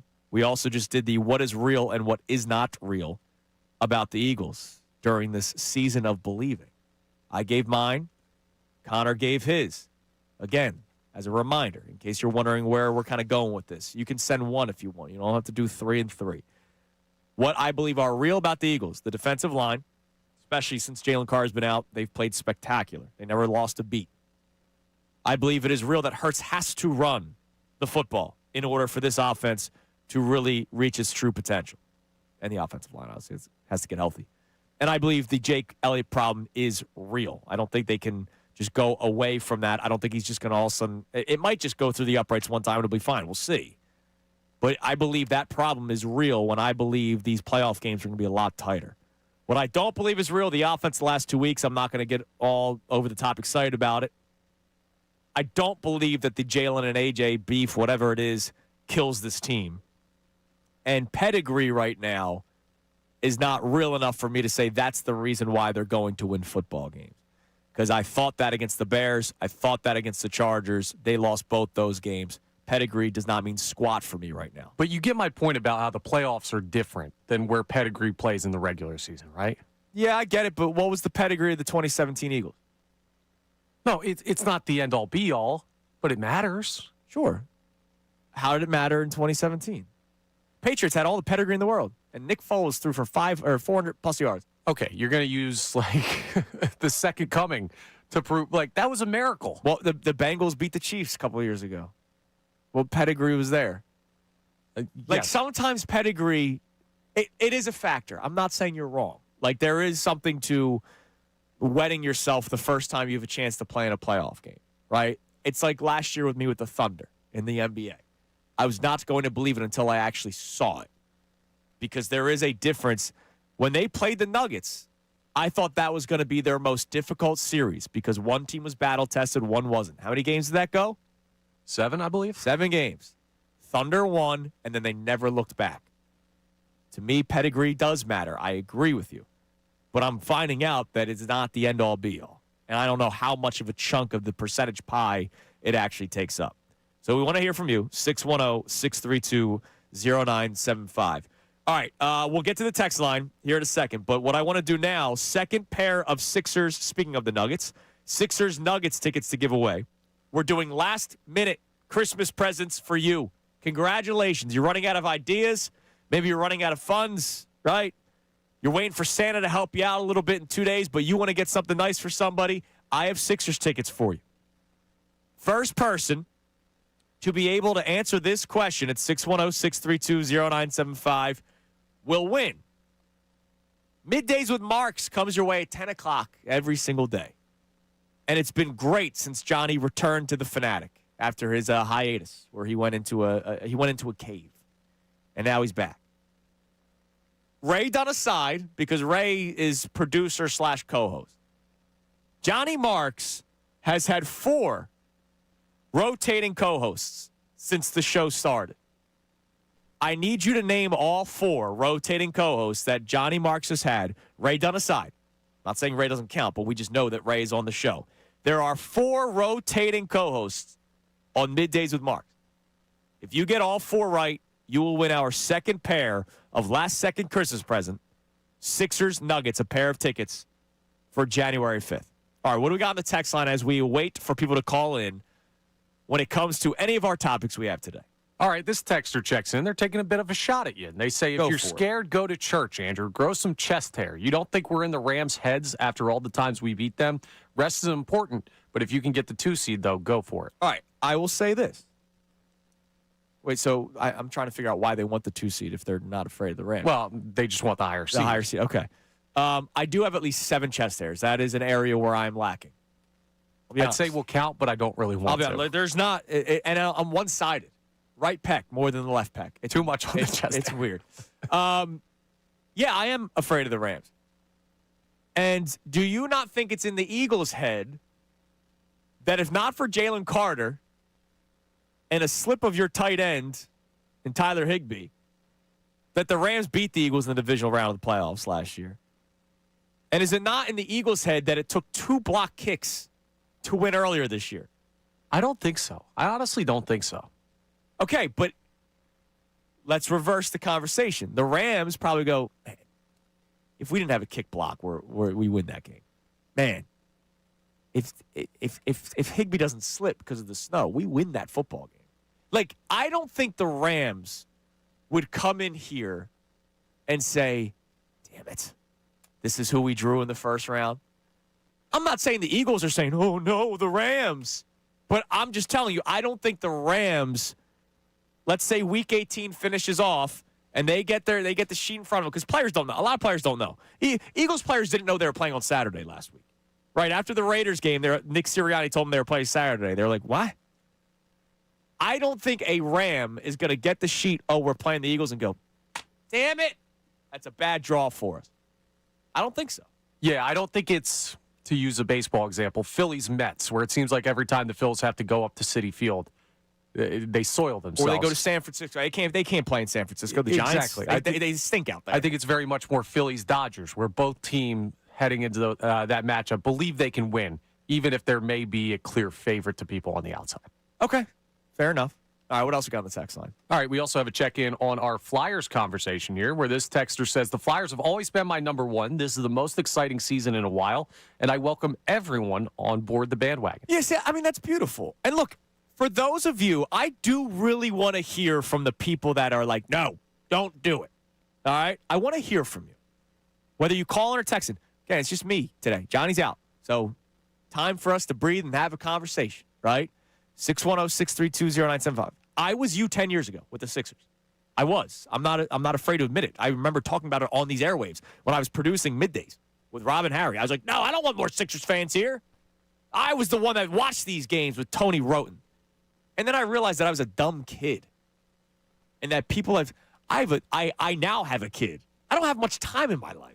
So I don't want to watch a bad product. The Flyers are not a bad product. I'm going to watch with my free time. That is what I am divulging my free time to, is watching the Flyers. All right, let's see. Can Kevin in Delco win our second pair of tickets? Kevin, who are the 4 rotating co-hosts that Johnny Marks has had since the beginning of Middays with Marks? All right, I think I got this. I think it's Jason Martinez, Sean Brace, Harry Mays, and Amy Fadul. That is correct. Good job, Kevin. Thank you for listening to Middays with Marks and 97.5 The Fanatic. Clearly Kincade Salciunas, because you called in. So Kevin wins the second pair of Sixers Nuggets tickets. Last-minute Christmas presents. We have 2 more pairs for a different game, Sixers Wizards, on the 7th. So coming up in the 8 o'clock hour and 9 o'clock hour, your last chances to win last-second Christmas presents. I want to help you out, because you guys help me out every single day. All right, 7:55, Adam Schefter joins us. He's moving up a day because we're off tomorrow. So Shefty is going to come on at 7:55. Updates on Lane, on Jalen Carter. How much teams value rest versus seeding? We will discuss with Adam Schefter, with all the people he has talked to across the league. We'll get into those coming up. But before that, we're going to take one quick break from our Eagles and Flyers topic. Because Connor Thomas sent me a very vague email last night. Vague and aggressive. And I honestly feel attacked, and I don't even know what it's about. I just feel like I'm going to catch heat somehow. It might be about you, too. All right. It's about Phillies fans. We'll find out next. I'm probably going to have to tell him to go smoke a cigarette during the break or something afterwards. Kincade Salciunas, 97.5 The Fanatic.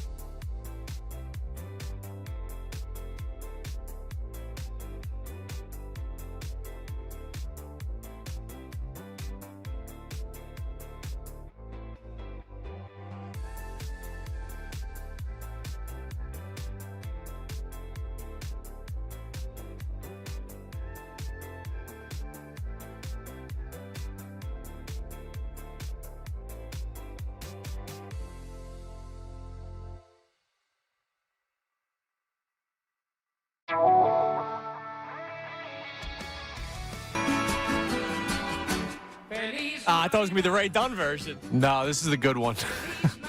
Yeah, but that one's a great one. This one might be good, but Ray Dunn is great. Ray Dunn is more authentic. Ray gets enough airtime. By the way, I just flashed Connor during the commercial break. Chest hair confirmed against my will. I have like a decent amount on one pec and not on the other. It's the weirdest thing. I don't know. You're getting an HR meeting for Christmas. That's what I'm getting you. How does that happen? Like, what? I don't know, dude. Our bodies are wild, man. You know. People tell me I don't know sports, and that's my job. You think I know chest hair? Well, all right. Adam Schefter joins us coming up at 7:55. Telling you now, we have given away 2 pairs of Sixers tickets. It will be Know the Schefter, the third pair. So make sure you're listening closely to Adam Schefter, as you already should. But listen closely to Shefty. Know the Schefter for your chance to win the third pair of last-minute Christmas presents, Sixers tickets. So that comes your way at 7:55. All right, you have a bone to pick with Phillies fans. I feel attacked without even knowing it. Let me see. So Connor sent me a list of some topics yesterday via email. And I know I can't read it word for word because I believe the FCC would strike down upon thee. There might have been a no-no word in there. Phillies fans need to chill the bleep out. I'll explain. All right, go ahead. The way that this fan base or people in this fan base react to off-season moves that the Phillies don't make is insane to me sometimes. So yesterday, I was just scrolling through social media, and the notification came down from Jeff Passan that Rob Refsnyder's in agreement with a deal to the Seattle Mariners. Yeah. And all of a sudden, my timeline is just tweet after tweet of, how could the Phillies not make this move? Yeah, Refsnyder all of a sudden became, some superstar for people. Let me read you some stuff on Mr. Refsnyder. Yeah. Who is a 10-year Major League Baseball veteran, who's a career .255 hitter with 33 home runs. Can I be completely honest with you? I didn't realize until yesterday that he is 34 years old and will be 35 before the season starts. It just feels like every single move that either another team makes or the Phillies make that you don't like, it just people overreact so much to these marginal players because they have something that you feel like the Phillies are missing. And this is where I think we have a weak spot in the way we evaluate this baseball team. I'm not here to tell you, oh, they're great. Every move they make is perfect. No, they make a move. The Zach Pop move that they made, like that dude shouldn't be in a Major League bullpen. Sure. That's ridiculous. But just because the Phillies need someone who crushes right-handed pitching to balance out the line, or left-handed pitching to balance out the lineup, like, doesn't mean all of a sudden a 34-year-old journeyman guy is now Shohei Ohtani. By the way, isn't he not redundant? Like, that's Edmundo. Yeah, essentially. And he's still here. Look, not that I was all that intrigued by the third baseman out of Japan. There were people that were. So I understand the reaction to when he signs with the White Sox. Like, oh, my God, how did we not get this guy? Especially Chicago. Like, not even the good Chicago team, the White Sox. But a Refsnyder, yeah, all right, sure. That's worthy of a chill the bleep out. But I don't think other moves people need to chill out about. Like, this team is very much still the same team, except for a couple of different phases.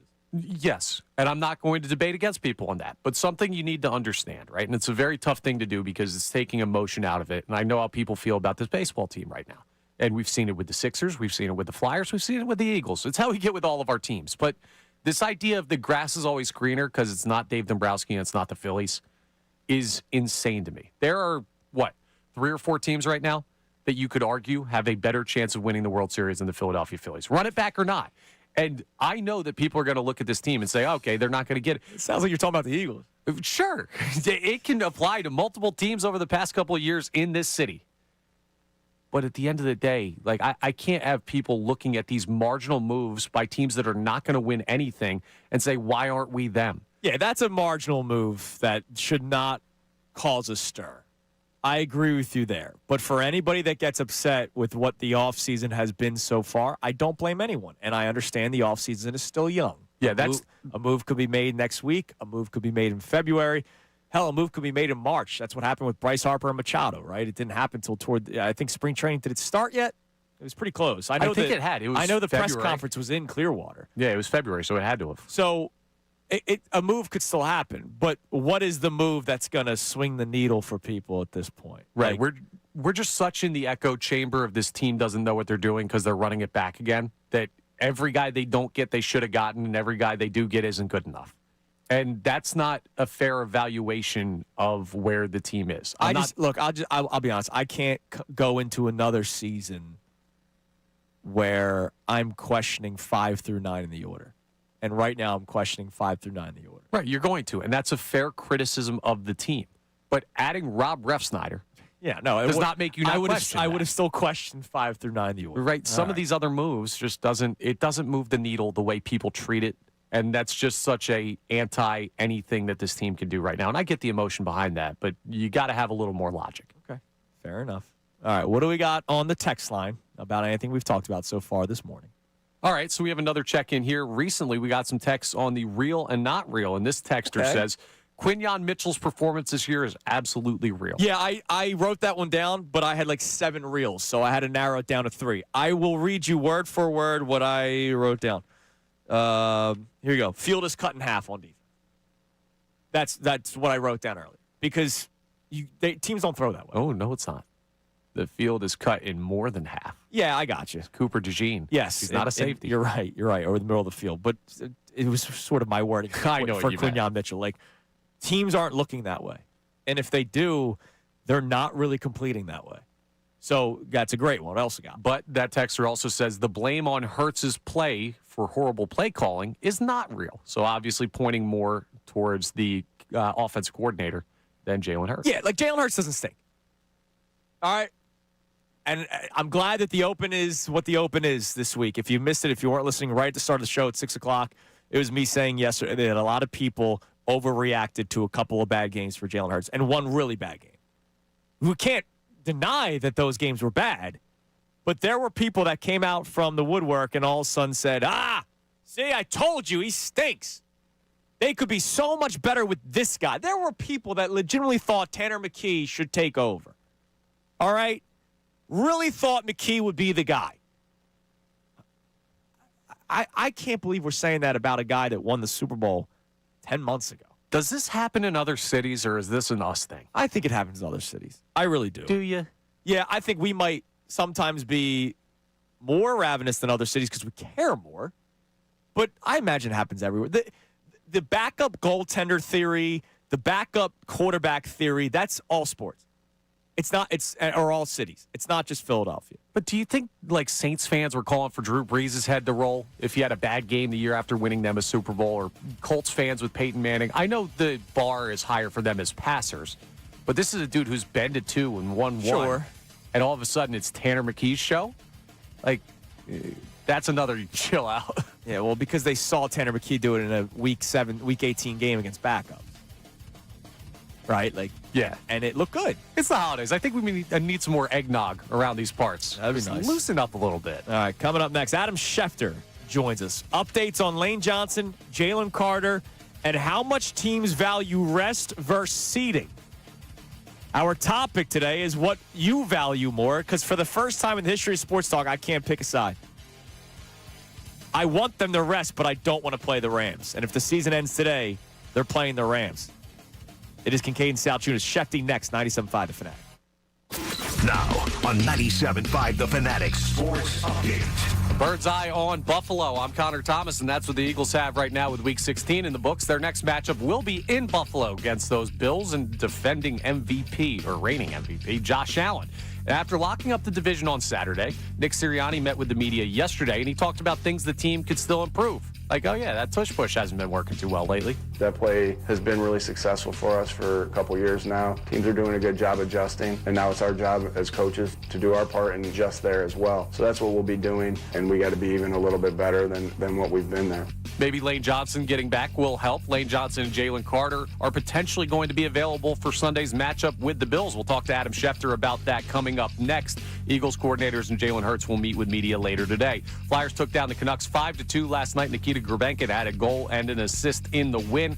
Flyers now travel to Chicago for a game against the Blackhawks. That game tonight at 9 p.m. You can hear it live on WMMR. Sixers host the Nets tonight at 7 p.m. You can hear that game live here on the Fanatic. Joel Embiid is currently listed as probable. This update is brought to you by Batteries Plus. Dead car battery, the experts at Batteries Plus can replace it in about 20 minutes. Want longer battery life? Ask about their premier installation. Batteries Plus, the experts in charge. I'm Connor Thomas for the home of the Sixers, Flyers, and the Best Birds coverage. 97.5 The Fanatic, 97.5thefanatic.com.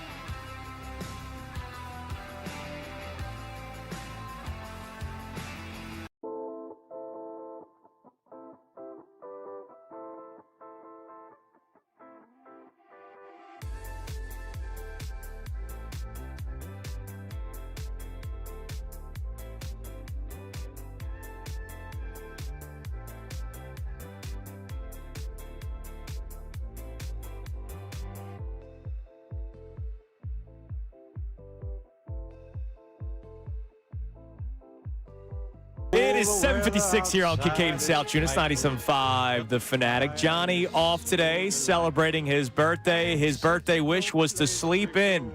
We now have the official time of wake up, at least the text. Just woke up, chumps. Who uses chumps? Was texted by John Kincade at 7:38. So that is 3 hours and 38 minutes where he was able to sleep in.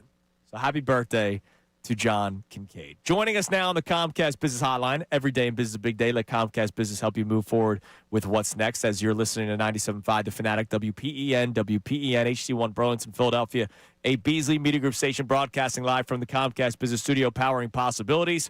From ESPN, the great Adam Schefter joins us. Shefty, good morning. Good morning, Andrew. How old is John today? 35, I think, is the age he likes to go with. Okay, and that's the age he likes to go with. And what is he in actuality? I don't want to be an ageist, but I'm going to guess. I think he's 59 because I think the big 6-0's next year, if I'm not mistaken, Connor. Is that correct? He shrugs his shoulders. I think John turns 6-0 next year. I'm Googling it very quickly to see. Hold on. And if that is the case, that would be interesting. Here he is. John turned, no, he was born in 64, I think. I think he's 61 today. Well, shows how much I know my co-host. Way to put me on the spot, Shefty. According to Wikipedia. Well, now, we know that's a reliable source. It's usually fairly reliable. All right, well, I'll check in with John. Maybe Connor can text John now, and by the end of this interview, we'll get the correct information for you. How's that sound? I'll use my sources. I need you to help me out with some Eagles stuff. I'll help you out with John Kincaid's birth year. Is that cool? Yeah, that'd be great. Yeah, that'd be great. All right, good. It's a deal. All right, so first and foremost, I saw your tweet yesterday. Officially no suspensions for either the Eagles and Commanders for what went down toward the end of the game on Saturday after the 2-point conversion. What went into the decision to not suspend anybody? And I'm talking Eagles, too. Like, I saw Tyler Steen throw multiple hands, but he was also getting jumped by, like, 5 players. So what did the league decide? I don't know exactly why. I'm just going to make an assumption. I was told yesterday in talking to a couple of league officials there won't be any suspensions for them. I think they just felt like it didn't rise up to merit a suspension. And when you're suspending a player, obviously you're doing it without pay. So whatever Tyler Steen makes in a year, he loses all that salary. And they didn't feel like it rose to that level of violation. And so he's going to get fined. Sure. And it'll, he'll get fined and other people will get fined. And it's probably going to be, when all is said and done, I would think a couple $100,000 in fines that come out of that game, maybe.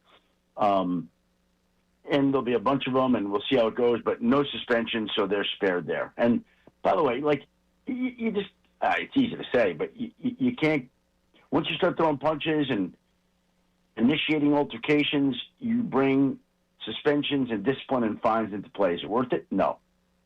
Absolutely. Now, week 18, they play each other again. And Dan Quinn, after the game on Saturday, was talking about how, we're going to see them again in 2 weeks. So I'll ask you, when a fight like that happens, when altercations like that happen, and then you have the coach talking a little bit after the game, how closely will league officials watch Week 18? There's a chance that the starters aren't playing for the Eagles in Week 18. We'll get to that soon. But how close would the league officiate that game, considering what went down just 2 weeks prior? I don't think it'll be much different than any other time. They're always watching these games closely and monitoring for events. I just don't, like, they might say the officials, keep in mind, there was an incident a couple of weeks ago, but it's not like these guys' guard is ever down. It can't be, and it isn't. I think it's the same every week. All right. Now, we are waiting to see the health updates on 2 key players for the Philadelphia Eagles. Let's start with Lane. Both will play this week. I expect both to play this week. Lane Johnson, Jalen Carter. I expect both to be back for them. It'll be a little boost in the lineup. Obviously, a good thing to have those guys back in. And I think I would be surprised if they both didn't play, if either one didn't play.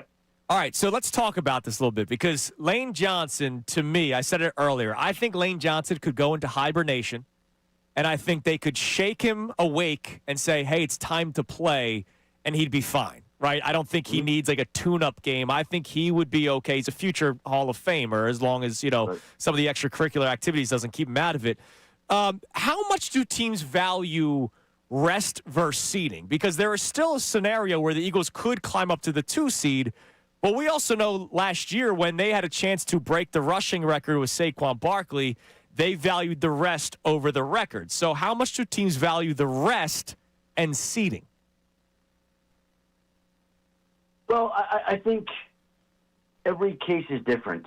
And I don't think there's a blanket answer as to how this works. I think you have to assess it all the time and look at each particular situation. And these guys want to play, and I almost feel like they're going to be using that game almost as a tune-up to get back in shape for the playoffs. I don't think there's a way. Is there a way for the Eagles to get the 1 seed anymore? I don't think so, but I don't know that. I think Seattle and LA both have to lose out. The Eagles have to win. A lot of things have to happen. I would say the most likely is they stay at 3 or they climb up to 2. Yeah. So I think these guys want to kind of start gearing up to that postseason run and defending their title. And look, the players know their bodies. They know their bodies, and so they know what they can and can't do. If they feel like they're not capable of being out there, then they won't be out there. But, it's they know. And I'm just telling you that I expect both players to be out there, and we'll see how that goes. Adam Schefter joins us here on the Comcast Business Hotline. Schefter, yesterday Nick Sirianni had his media availability, and he was asked about the success rate of the tush push and how it has dropped dramatically from last year. I'm curious, because of the lack of success the Eagles are having on the tush push, does that sort of die down the debate that could end up happening again this offseason about whether or not that play will be voted out? I think a little bit. I mean, you don't hear much about it anymore. I'm sure somebody's going to raise the issue, but I was told before that it was going to be tough to rally to get it overturned and thrown out of the game. And I still think that that'll be the case, and maybe even more so now.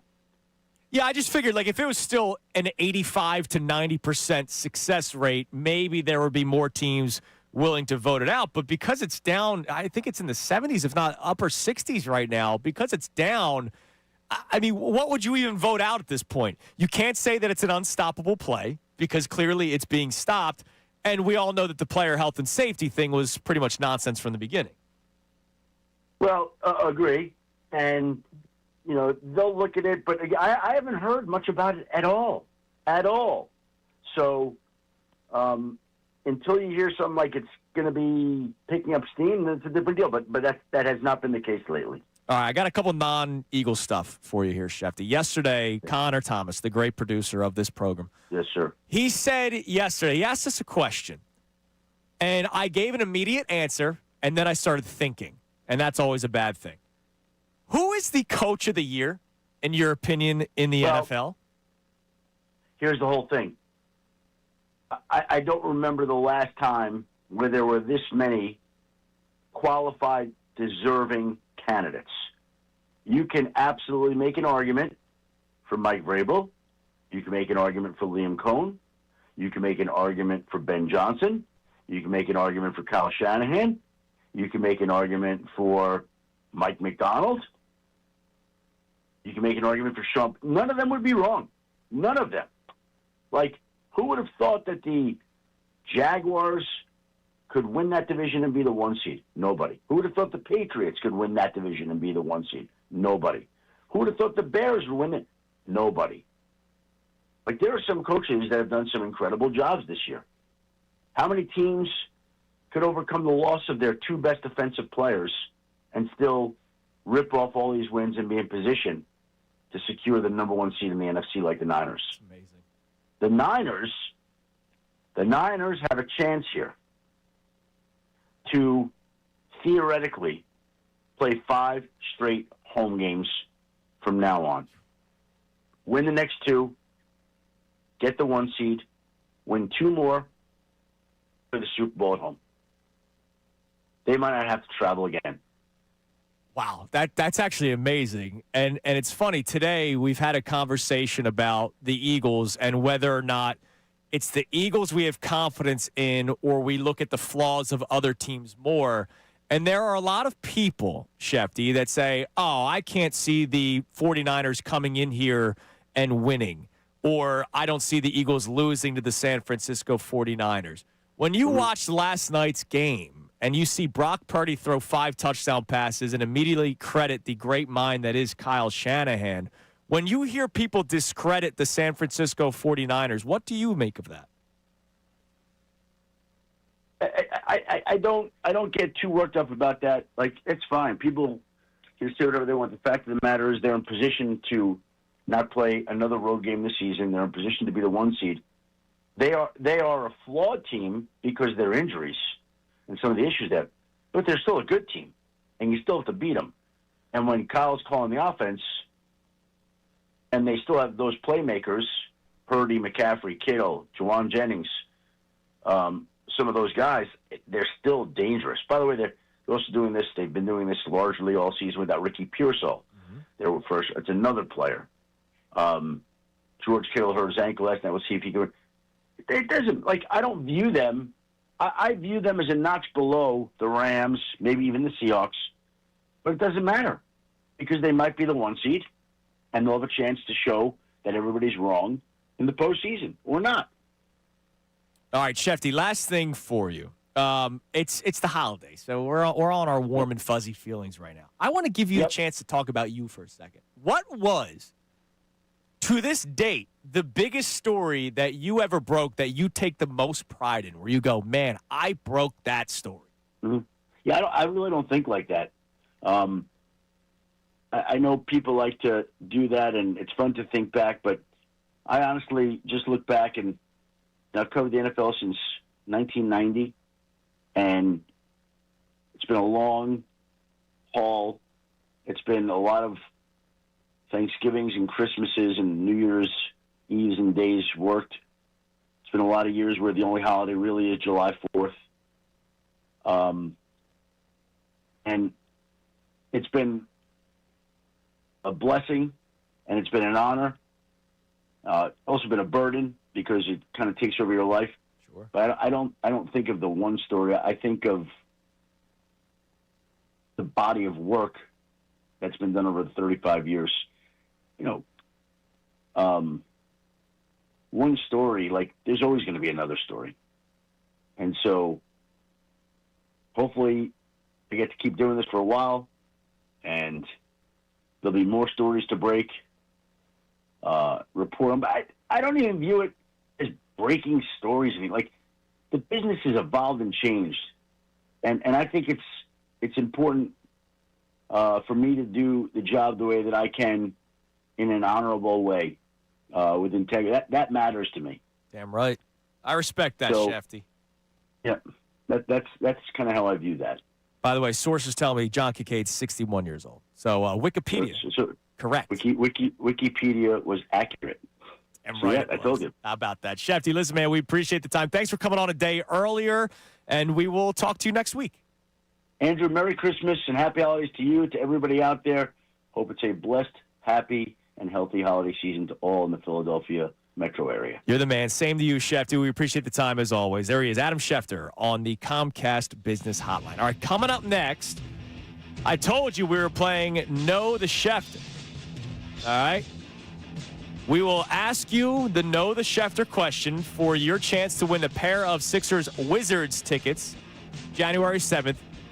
Last minute Christmas gifts for you to try to win. We've already given away 2 pairs earlier in the show. We have 2 more pairs to give away. Also, it's Tuesday, which means second opinion segment. Now that we've had more time to sleep on that Eagles-Commanders game, Connor and I will each give our second opinion from that game. It's Kincade Salciunas, 97.5 The Fanatic. All right, let's talk about that.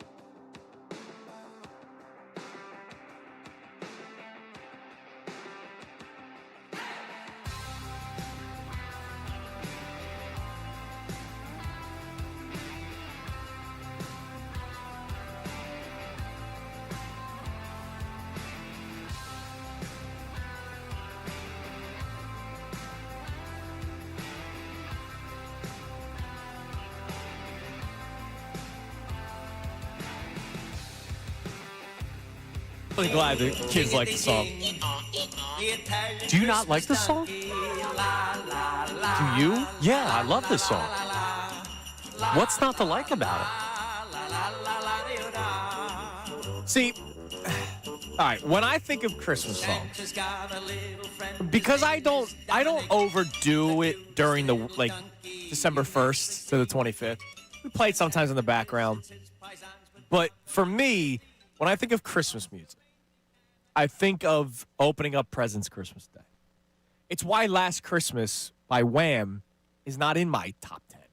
Because I don't want to think about my ex-girlfriend when I'm opening up Christmas presents. All right? I don't want to hear chimney ching, hee-haw, hee-haw when I'm opening up Christmas presents.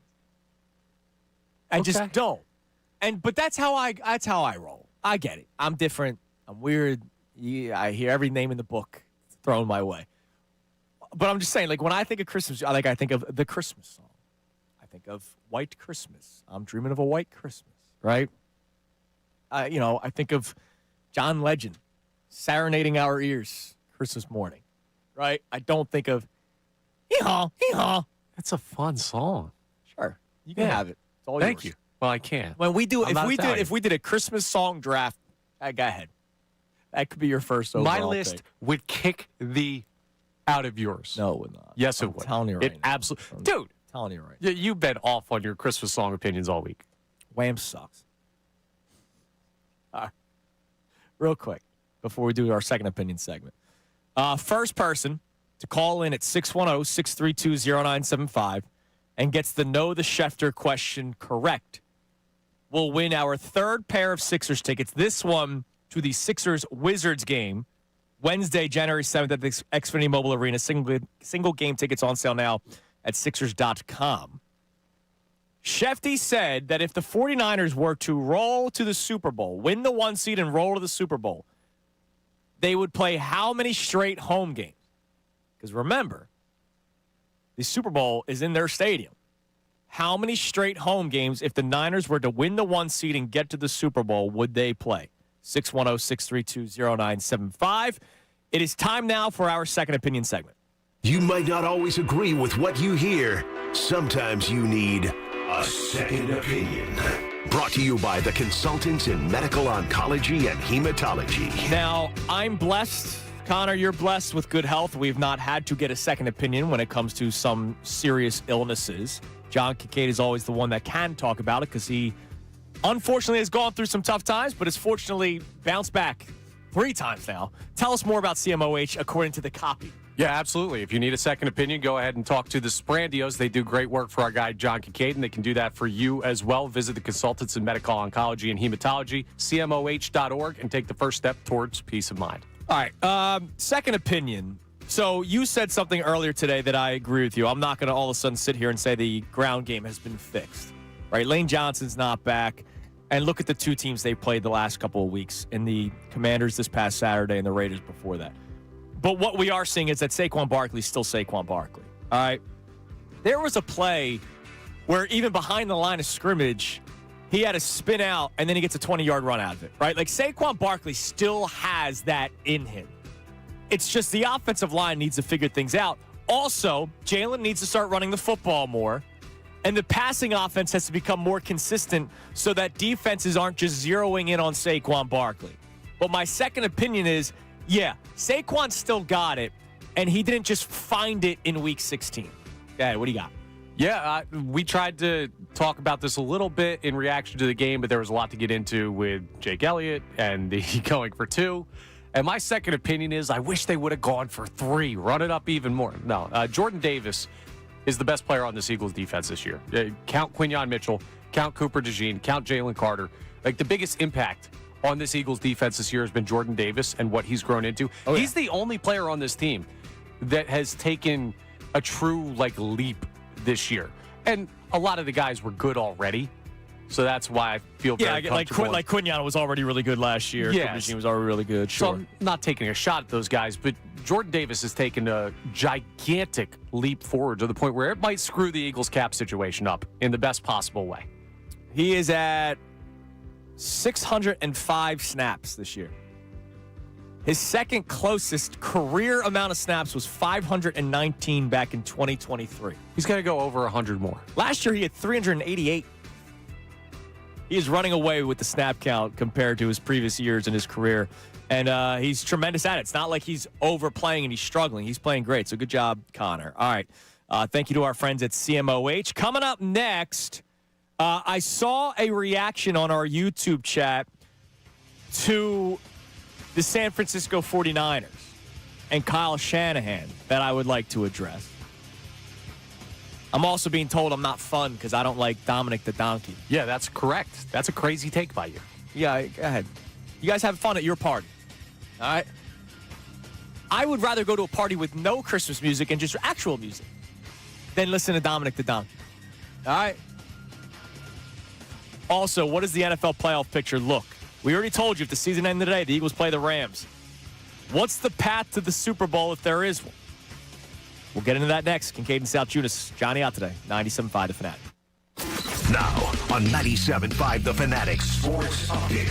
Heading into the home stretch, I'm Connor Thomas, and we have reached Week 17 of the NFL schedule. And for the Eagles, that means a matchup with the Buffalo Bills up in New York. The Birds locked up the division on Saturday, but they still have some things they can work on, including the kicking game. So Nick Sirianni met with media yesterday, and again, he was asked about, well, where are you at with Jake Elliott? Like I said, a lot of confidence in Jake. Love the roster the way it is. I have a ton of confidence in him with Jake, and that he'll rebound from whatever setbacks that he has. So not making a change there, according to head coach Nick Sirianni. We'll see if there are some changes in health with Lane Johnson and Jalen Carter.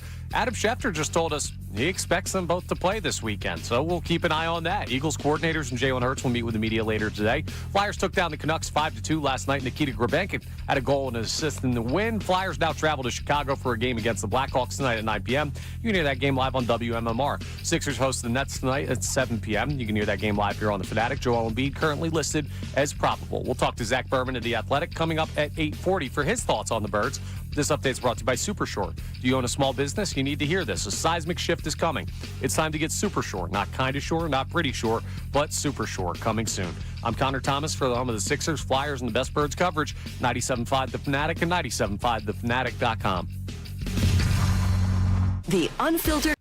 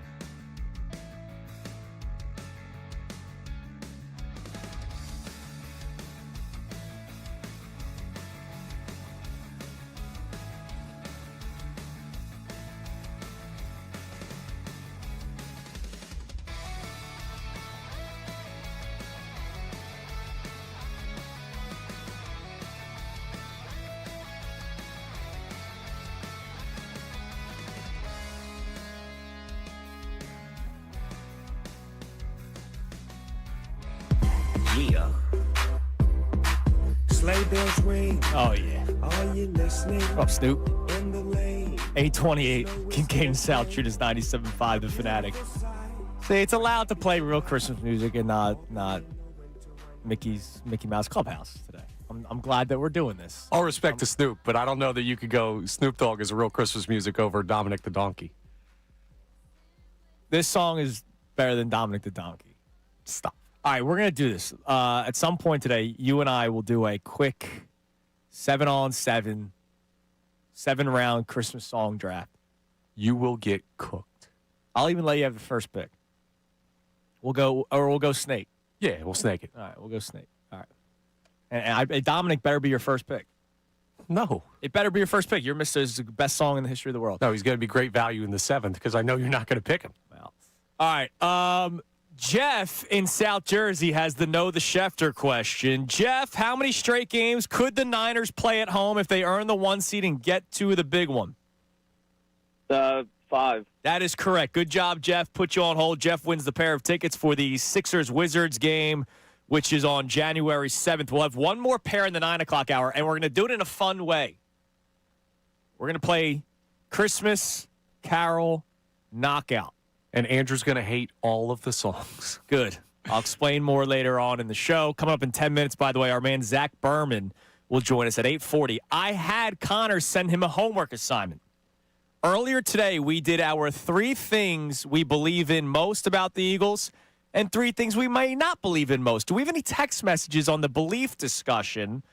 And then we got to go through the NFL playoff picture and a comment I saw on YouTube. What do we got? We do have stuff on the belief conversation. And real quick, because we did not do headlines today, this next text is going to be brought to you by Lundy Law. For over 70 years, Lundy Law has been fighting for injured people. If you need them, remember the name Lundy Law, your injury lawyers. Visit LundyLaw.com. That's LundyLaw.com. So as far as the belief conversation is concerned, apparently this texter is a big believer in Jalen Phillips and what he's brought. Because they say, relax, Andrew. The Eagles didn't have Jalen Phillips against the Rams ever. They do now. They're going to be just fine if they see L.A. Hey, you know who you're talking to about Jalen Phillips, right? Like, I've been ripped for how much I like Jalen Phillips. On this show, our post-show headlines we do on YouTube, somebody literally said, Andrew, I'm tired of how much you think Jalen Phillips has been an impact player. Literally, somebody said that. And all I had to say back was, look at the numbers, pre-Jalen Phillips and post-Jalen Phillips. It's really not that hard. I saw someone the other day giving that to Brandon Graham, too, because that was about the time that he came back out of retirement. No, with all due respect to his 7 snaps a game, let's not get overboard here. Big 7 snaps, though. Big 7 snaps. He's got like 3 sacks in his last 14 snaps. It's tremendous. But let's not act like his 7 snaps are the reason. Jalen Phillips playing like 60 to 70% of the snaps now. All right. I saw on our YouTube chat, our man Fit Dad, CEO. I always appreciate him being a part of the show on YouTube, social media, you name it.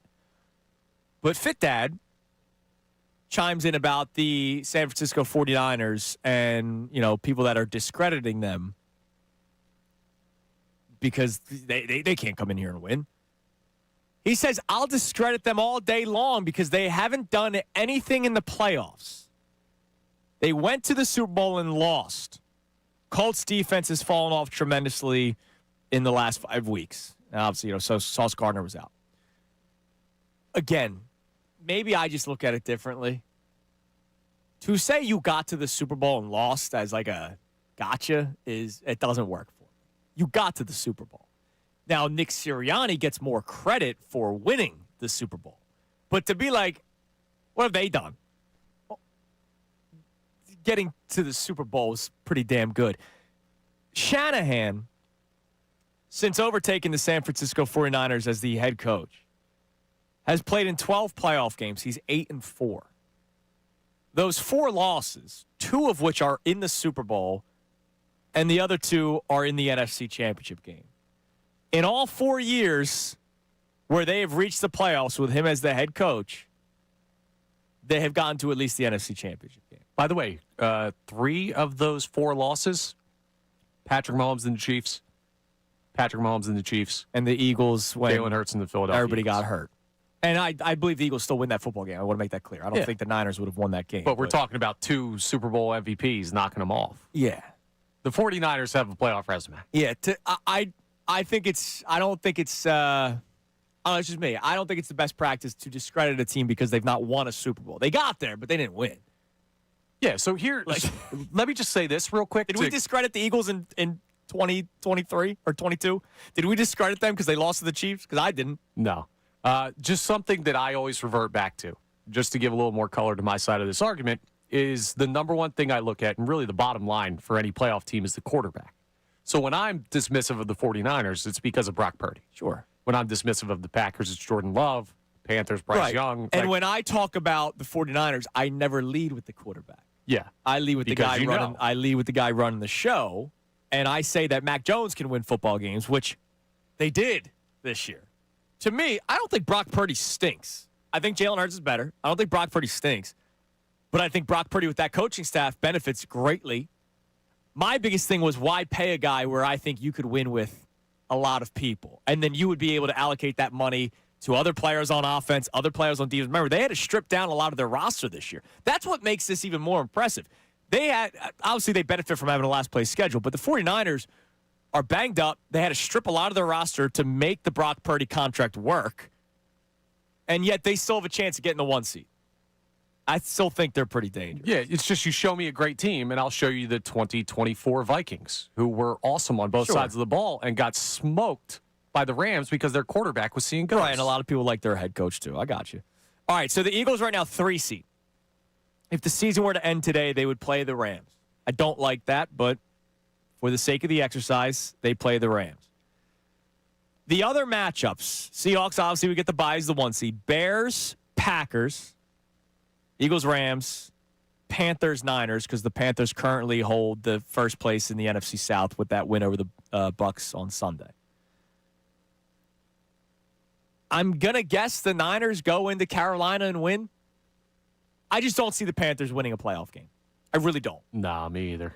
So if for the sake of the argument, San Fran goes in to Carolina and wins, that means the 5 seed moves on. For the sake of the argument, we will have the Eagles win as a 3 seed. The big question is, does Green Bay go into Chicago and upset the Bears?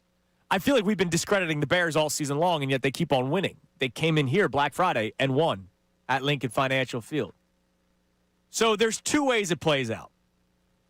It's either 1, 2, 3, 5 or 1, 3, 5, 7 in terms of seeding.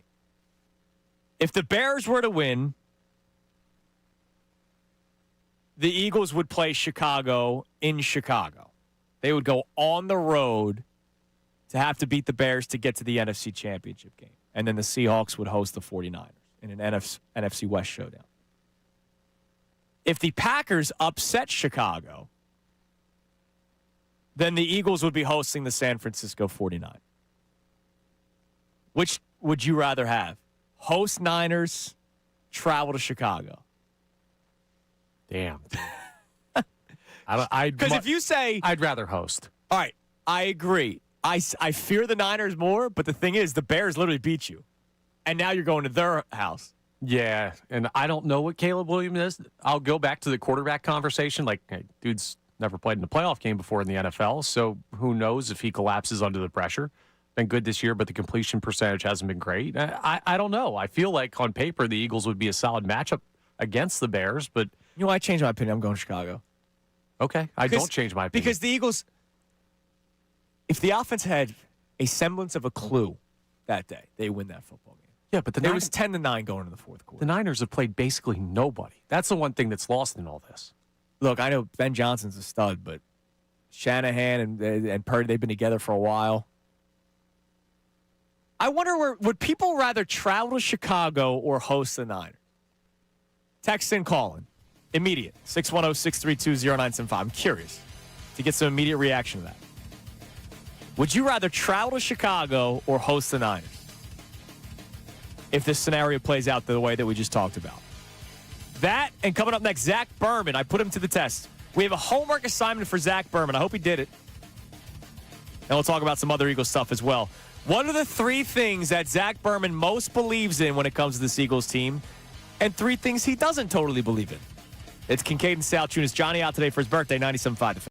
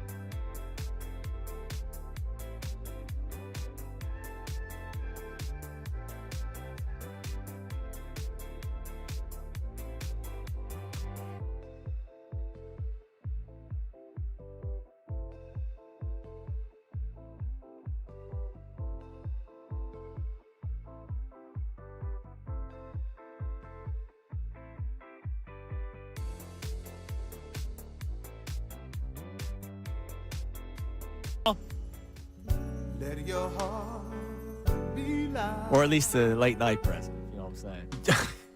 You know people listen to Christmas music outside of opening presents, right? Yeah. My wife and I like to spend Christmas Eve alone. It's 8:41 here on Kincade Salciunas 97.5. The Fanatic, Johnny the K out for his birthday. What? Join us now on the Comcast Business Hotline. Every day of business is a big day. Let Comcast Business help you move forward with what's next. I put him to a homework assignment.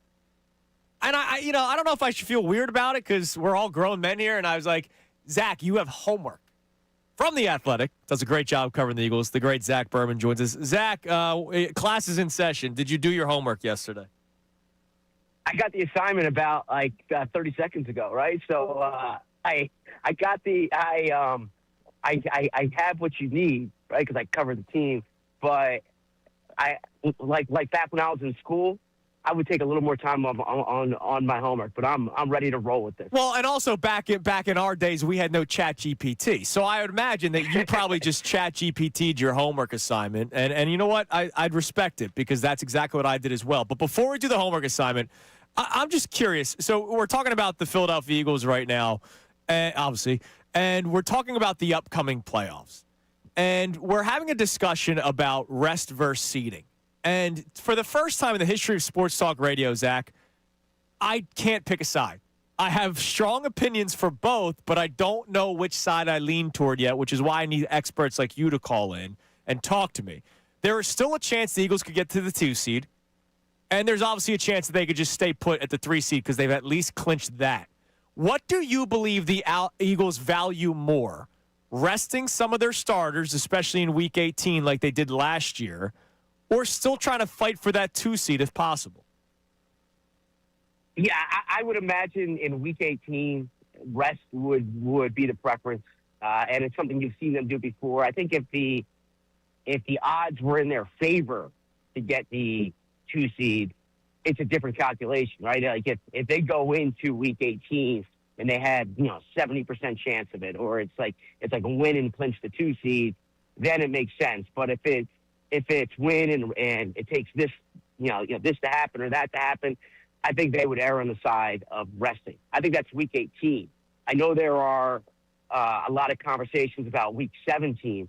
I don't think the Eagles need the rest for 2 weeks going into the playoffs, and I think the 2 seed is a major advantage over the 3 seed, hosting that divisional round playoff game. And by the way, the Eagles were the 2 seed last year and got a home game in the NFC Championship, right? So all it takes is the 1 seed to lose, which has happened, I think, 3 times since the expanded playoffs here. So I think as long as the possibility exists for the Bears to lose 2 games, the Eagles to win 2 games, you go out after it. But I think Week 18, you err on the side of rest. See, and that's the way I lean. I just worry that if the season were to end today, and obviously a lot of things can still change, they would play the Rams in the first round, which is not necessarily a matchup I would like to see the Eagles have in the wild card round, hosting the Los Angeles Rams. But we know what happened last year, resting stars in Week 18. That was probably a good thing. I'll follow up, though. How comfortable are the Eagles thinking, we still could win with Tanner McKee and a bunch of backups against a Commanders-led team, and maybe it's a best case scenario, they rest starters and they win Week 18. Yeah, it's a terrific point. It's something you saw last season as well, right? Where, the Eagles rested their guys. Saquon didn't go for the record. And they dominated the Giants with Tanner McKee and with backups. So that's certainly a plausible scenario when you go into a game against a team that at that point had, I imagine the Commanders will have all but thrown in the towel going into Week 18. All right, Zach Berman joins us on the Comcast Business Hotline inside Salciunas classroom. So I gave you a homework assignment where I asked you, as this is the season of believing, Zach, the 3 things about this Eagles team you believe in most and 3 things you don't believe in most. Now, it doesn't have to be positive or negative either way, right? I have some negatives that I believe in. I have some positives that I don't believe in. So I'm curious, of all the narratives, what are the 3 things that you believe in most about this Eagles team that you have seen with your own eyes and your own reporting? Yeah, the first thing I would say is the defense. And I think the defense overall, the defensive line specifically, is legit. And I don't think it's a mirage what you've seen since the bye. Frankly, you go back to last year under Fangio, this defense continues to get better. So they're holding teams out of the end zone. They're getting to the quarterback. They're forcing turnovers. I think that's legit, and I think that will play in January. So I absolutely believe in that. I believe in the track record, in the equity that this team's built. Nick Sirianni and Jalen Hurts, and I understand, they could be lightning rods on the station. 5 years together, 5 playoff appearances, 4 double-digit win seasons, 3 NFC East titles. This doesn't happen by accident, and this is a team that consistently wins with those 2 guys. And I think there's enough equity, there's a track record there to believe that when you have Jalen Hurts on the field, you have a chance to win the game. And with Nick Sirianni as the head coach. And then the third thing I'll say is I truly believe that Philly is a tough place to come in January. And you look at the road to the Super Bowls in recent years, it's come through Philly, and there have been good teams. I thought the Rams were a good team last year. I thought the Packers were a good team last year. Didn't think I thought the Commanders were kind of overinflated, but even going back a few years ago, now the Giants weren't that good. The Niners were banged up, but this is a tough place to play in January. And I think when you host a playoff game in Philly, it makes a considerable difference, especially when you look at some of these teams that might be ahead of them. Whether it's the Seahawks, whether it's the Bears. I know the Bears won here this year, but I think that the home field advantage in the playoffs is real for the Eagles. All right, so those are your 3 that you do believe in, and this is great. Very, very quick, succinct. I appreciate it. I do have one that I want to ask you, because I said that the Jake Elliott issues is a problem, and a problem could be close game in the playoffs, or a problem could be like last week, it's 4th and 7, and you're saying, you know what, we got to go for it because we can't trust him right now. Do you believe Jake Elliott is a problem, or at least has reached the concern mark for Nick Sirianni? I think it's absolutely a concern right now when you're, missing kicks at the rate that he's missing them, not just compared to his career averages, but to the averages in the NFL this season. I mean, it's well below that Jake has earned the benefit of the doubt. I mean, 2 Super Bowl rings, been kicking here for 9 years, has been money on field goals in the postseason. Now, a big kick in January 2018 doesn't mean he's going to have a big kick in January 2026. And more than any other position, kicking's binary. It's make or miss. But I guess the most succinct way I can answer it is I wouldn't have more confidence in someone you sign off the street on Christmas Day than I would have in Jake Elliott. All right, fair enough. All right, Zach Berman, the other homework assignment, the 3 things that you don't totally believe in when it comes to this Eagles team, positive or negative. Yeah, so when I look at like the overall way they're playing, I'm not totally sold on the offense's consistency, right?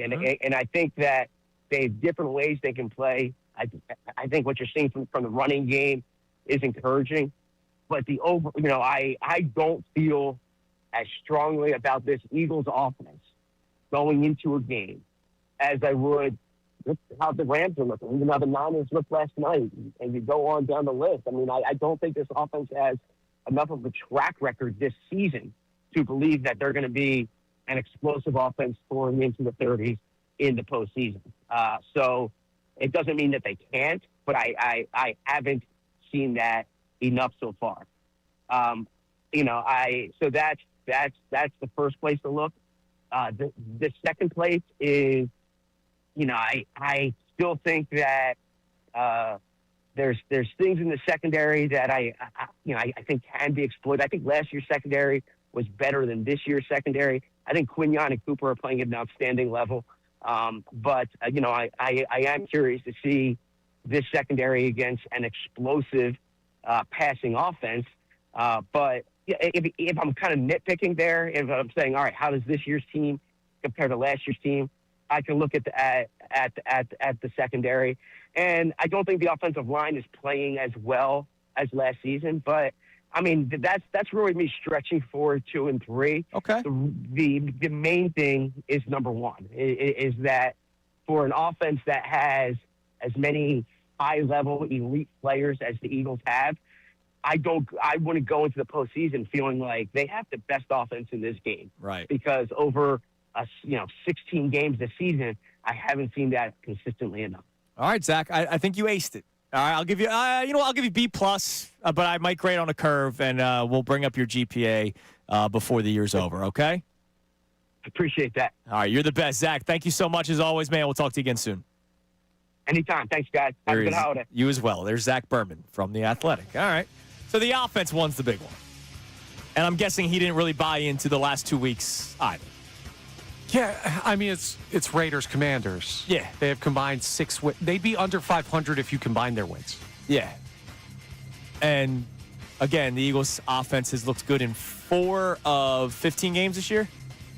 Vikings, Giants, Raiders, Commanders. What do they all have in common? Not playoff teams. Exactly. All right, coming up next. What if I told you there could have been an even better story than Nick Foles winning the Super Bowl? It's Kincade Salciunas, 97.5 The Fanatic. Now on 97.5 The Fanatic Sports Update. Some big returns for the Birds. I'm Connor Thomas, and with Week 16 in the books, the Eagles are turning their attention to Buffalo as they get ready to face the Bills on the road on Sunday. We talked to Adam Schefter earlier on in the show, and he said he expects Lane Johnson and Jalen Carter to both be able to play in that matchup with the Bills. There's some other stuff the Eagles have been working on besides getting healthy, though. Nick Sirianni met with the media yesterday and talked about, trying to improve the tush push, which has been struggling a little bit lately. That play has been really successful for us for a couple years now. Teams are doing a good job adjusting, and now it's our job as coaches to do our part and adjust there as well. So that's what we'll be doing, and we got to be even a little bit better than what we've been there. Eagles coordinators and Jalen Hurts will meet with the media later today, so we'll hear what they're focused on. The Flyers took down the Canucks 5-2 last night. Nikita Grabenkin had a goal and an assist in the win. The Flyers now travel to Chicago for a game against the Blackhawks tonight at 9 p.m. You can hear that game live on WMMR. The Sixers host the Nets tonight at 7 p.m. That game will be live right here on The Fanatic. Joel Embiid is currently listed as probable for that matchup. Just talked to Zach Berman as well. We'll be podcasting that on our website. A lot of great Eagles talk today. This update is brought to you by Groundworks, your trained and certified experts for basement waterproofing and foundation repair since 1997. Book your free inspection at groundworks.com. I'm Connor Thomas for the home of the Sixers, Flyers, and the Best Birds coverage, 97.5 The Fanatic and 97.5thefanatic.com. The Fanatic's Andrew DiCecco, Inside the Birds' Jeff Mosher, and ESPN's Tim McManus. The best Eagles minds in the city, keeping you informed with all the latest news and analysis. You only hear them right here. Philadelphia's source for the best Birds coverage.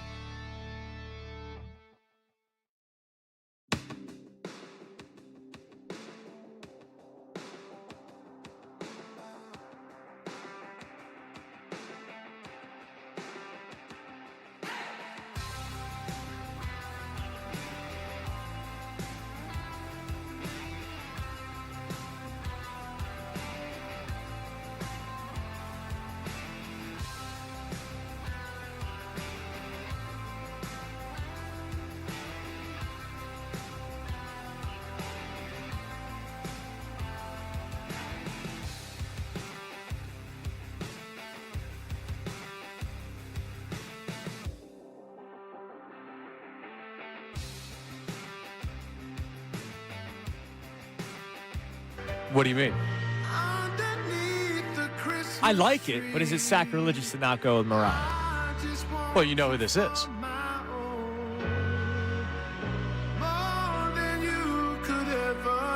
No. What have we been talking about all day? John Legend? Oh, football. Philadelphia Eagles. Ah, Jordan Mailata, brother. Mailata. All right. So, no, not sacrilegious. Okay. He's got a beautiful voice. Birds over Mariah. He's got to be every okay. time. All right, I agree.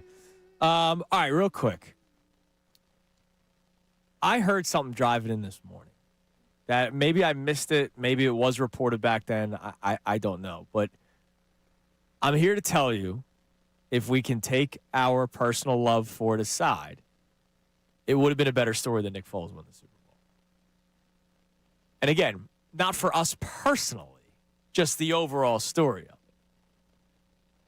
I heard a report that Phillip Rivers, who played last night, his second game now since coming out of retirement, age 44. Phillip Rivers had been secretly a part of the San Francisco 49ers offensive meetings via Zoom back in 2022. If you guys remember, back in 2022, the San Francisco 49ers had Brock Purdy leading the charge. At first, it was Trey Lance, who sucked, got hurt. Jimmy G takes over, played pretty well, got hurt, and then Brock Purdy took over. That team was really good. So they had Phillip Rivers doing Zoom meetings from his house, just sort of learning the offense, just in case. We all know what happened in the NFC Championship game. Brock Purdy got hurt. Josh Johnson's still around somehow. Also got hurt. The Eagles were not losing that football game, I think, even if Brock Purdy stayed healthy. But a crazy story would have been if the 49ers somehow, after losing both Brock Purdy and Josh Johnson, won that football game. Now, this is total make-believe land. Phillip Rivers would have come out of retirement to play in the Super Bowl. Just the Super Bowl. If he would have won that Super Bowl, that would have been the greatest story, I think, in football history. I'm going to still go with Nick Foles for a couple of reasons. Go ahead. So, Nick Foles didn't just play one game. He also had the NFC Championship game where he went just nuclear on the Minnesota Vikings, who were a good team that year. And Phillip Rivers is a Hall of Famer. Yeah, but so you're bringing a Hall of Famer, sure, out of retirement, but he wasn't 44 years old at that point. He was 41. He was freshly 42. He was freshly retired, and you're bringing in a guy that's like an all-time guy. No, but imagine his phone rings as Phillip, quiet down, 75 kids, grandchild, pipe down over there. I'm on the phone. It's the 49ers. Oh, you need me? All right. For the Super Bowl. It'd be a great story. Not for week one. Not for the Colts right now. It would even be an even better story than right now with the Colts. He would have just shown up and put on the pads and the jersey and play in the Super Bowl. Imagine that. Your debut game for a team is the Super Bowl. Yeah, that'd be wild. You can't make that up. Yeah. But it would have happened. His debut game had the Niners somehow, clearly was never going to happen, somehow beat the Eagles. Phillip Rivers would have made his debut for the 49ers in the Super Bowl. The other thing is he would have lost because Phillip Rivers never had playoff success. Well, I got you. Yeah, they would have lost, but it would have been. It would have Nick Foles. It would have been the greatest story, I think, in football history if Phillip Rivers had to come out of retirement for the Super Bowl, just one game, and it was the Super Bowl and they won. It would have been the greatest story in the history of sports. Wild. In the history of sports, even more so than football. Sports. Come on. All right, you're listening to 97.5 The Fanatic, WPEN, HD1 Burlington, Philadelphia. Hey, Beasley, Media Group Station, broadcasting live from the Comcast Business Studio, powering possibilities. I'm in a very, very weird spot right now, Connor. You know me. I'm never afraid to voice my opinion, whether it's sports or non-sports. I was driving you nuts with the Christmas music yesterday. I don't care. I'm an open book. My entire life has been an open book, especially behind this microphone. I have felt way too comfortable telling you all about the personal things in my life and, of course, sports talk. So much so that sometimes I get evil messages sent my way. Oh my God, you're such a hater. Or some days it's, let's go grab a beer and just talk. I'm in a weird spot because for one of the very few times in my 11 years here at 97.5 The Fanatic, I don't know which opinion I feel stronger about. I know we always joke around about being on a fence. Right now, I'm kind of on a fence. And I know that is something that we're technically not supposed to do. But this is why today's a day I want to communicate with all of you and see what is actually better for the Philadelphia Eagles. Because right now, we have 2 weeks left of the regular season. One game against the Bills this Sunday, and then the final regular season game against the Commanders where Dan Quinn will try to maybe murder every single player because he's so angry that the Eagles went for 2, even though it was nonsense. But I'm in a weird spot. The Eagles still very well could get the 2 seed in the NFC. The Eagles could also stay put in the 3 seed, whether they play their starters or not. There are 2 key players that John Clark has already reported are good to go for Sunday. Now, that has not been a report that they are officially going to play. It's just that team doctors say that Jalen Carter and Lane Johnson seemingly are both cleared to play for this upcoming game against the Buffalo Bills. Now, I am somebody that values rest. Hell, I get up at 4 o'clock every morning. I value the next couple of days where I will be able to sleep in until at least 6 or 6:30 until my son wakes me up. And that's just getting up. I value rest in football, which is why I did not give a damn, with all due respect to Saquon Barkley, about breaking Eric Dickerson's record last year. I didn't care. He did not break it in 17 weeks.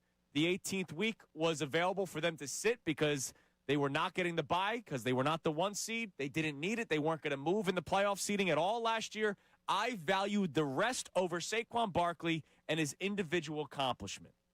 Now, there was one player last year in Dallas Goedert that did play Week 18 because if you remember, he had missed multiple weeks due to injury, and they just wanted to get him out there to get a couple snaps, maybe see the ball go into his hands, feel contact one time. Nick Sirianni actually spoke about that during his press conference yesterday, that they thought that was necessary for Dallas Goedert. I'm here to tell you right now, I don't think Lane Johnson needs a damn snap. I think Lane Johnson could go into hibernation and be woken up the Saturday or Sunday of Wild Card Weekend and say, "Oh, buddy, Lane, it's time to play. Time to play right tackle." And I think he could go out there and be exceptional, right? I don't think Lane Johnson needs a week to ramp up. I know that's a bad term here in Philadelphia. I don't think he needs a tune-up week. I think he's fine. Jalen Carter now, on the other hand, Vic Fangio himself earlier this year talked about how his conditioning was not great to start the season. Jalen Carter's a beast.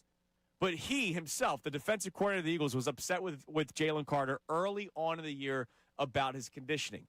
Maybe he is a player that does need a week or 2 to tune up before the playoff starts, even though we know how tremendous of a player he is when he is playing at his best. But when he had these shoulder procedures that I still don't know exactly what it is, it wasn't a surgery, I worry about contact, especially this upcoming week against a very physical Buffalo Bills offense. We know that Josh Allen is a physical quarterback. We know that they love to run the football with James Cook. And so I wonder, is it best to hurry back, rush back, Jalen Carter, whatever term you want, for a game against the Buffalo Bills where the conditions might not be pleasant because you're hoping that you could still get the 2 seed. So normally I value rest over anything else. But this is why I'm on a fence. If the playoffs were to start today, the Eagles are playing the Rams. I don't like that. I've not hid my fear of the Los Angeles Rams. With the San Francisco 49ers winning last night over the Indianapolis Colts and 44-year-old Phillip Rivers, who actually looked pretty damn good, the San Francisco 49ers jumped the Rams and are the 5 seed. So they are going to play the winner, if the season ends today, of the NFC South, which right now is the Carolina Panthers. So the Eagles right now, wild card weekend, would be hosting the Los Angeles Rams. I don't want that. All right? Call me a coward. Tell me to go get a dog. Tell me whatever you want. I do not want the Eagles to play the Rams. I know the Eagles played the Rams earlier this year, and they won. I know that the Eagles beat the Rams, it seems like, every single time. John Kincade points that out all the time. Nick Sirianni against Sean McVay. But I always worry about, there could be that one time. You all watch Little Giants. What about that one time? I don't want that one time to be the Rams coming into Philadelphia and beating the Eagles like they almost did last year in the playoffs. Let's not ignore history. If it wasn't for Jalen Carter, who we were just talking about, getting in the face of Matthew Stafford, and then eventually a tight end slipping in the end zone, the Rams come into Philadelphia and beat you last year in the playoffs. If not for two incredible blocked field goals in week 3, the Rams would have beaten the Philadelphia Eagles this year. I don't want to play the Rams. But now I'm on the fence. And I know that's something that we are not supposed to be in Sports Talk Radio. But you know what? Today's a different day. John's not here. There's more time for you at 610-632-0975. Whether you want to text in, whether you want to call in, obviously we have our YouTube family as well. I don't know what I should value more right now. So I wonder, can you swing me one way or another?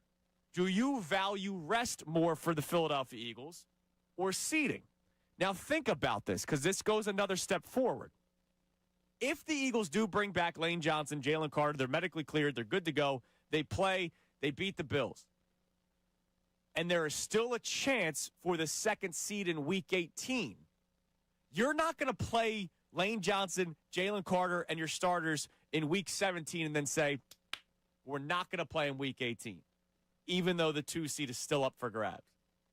If the 2 seed is still up for grabs in Week 18, that means you're still playing them another week.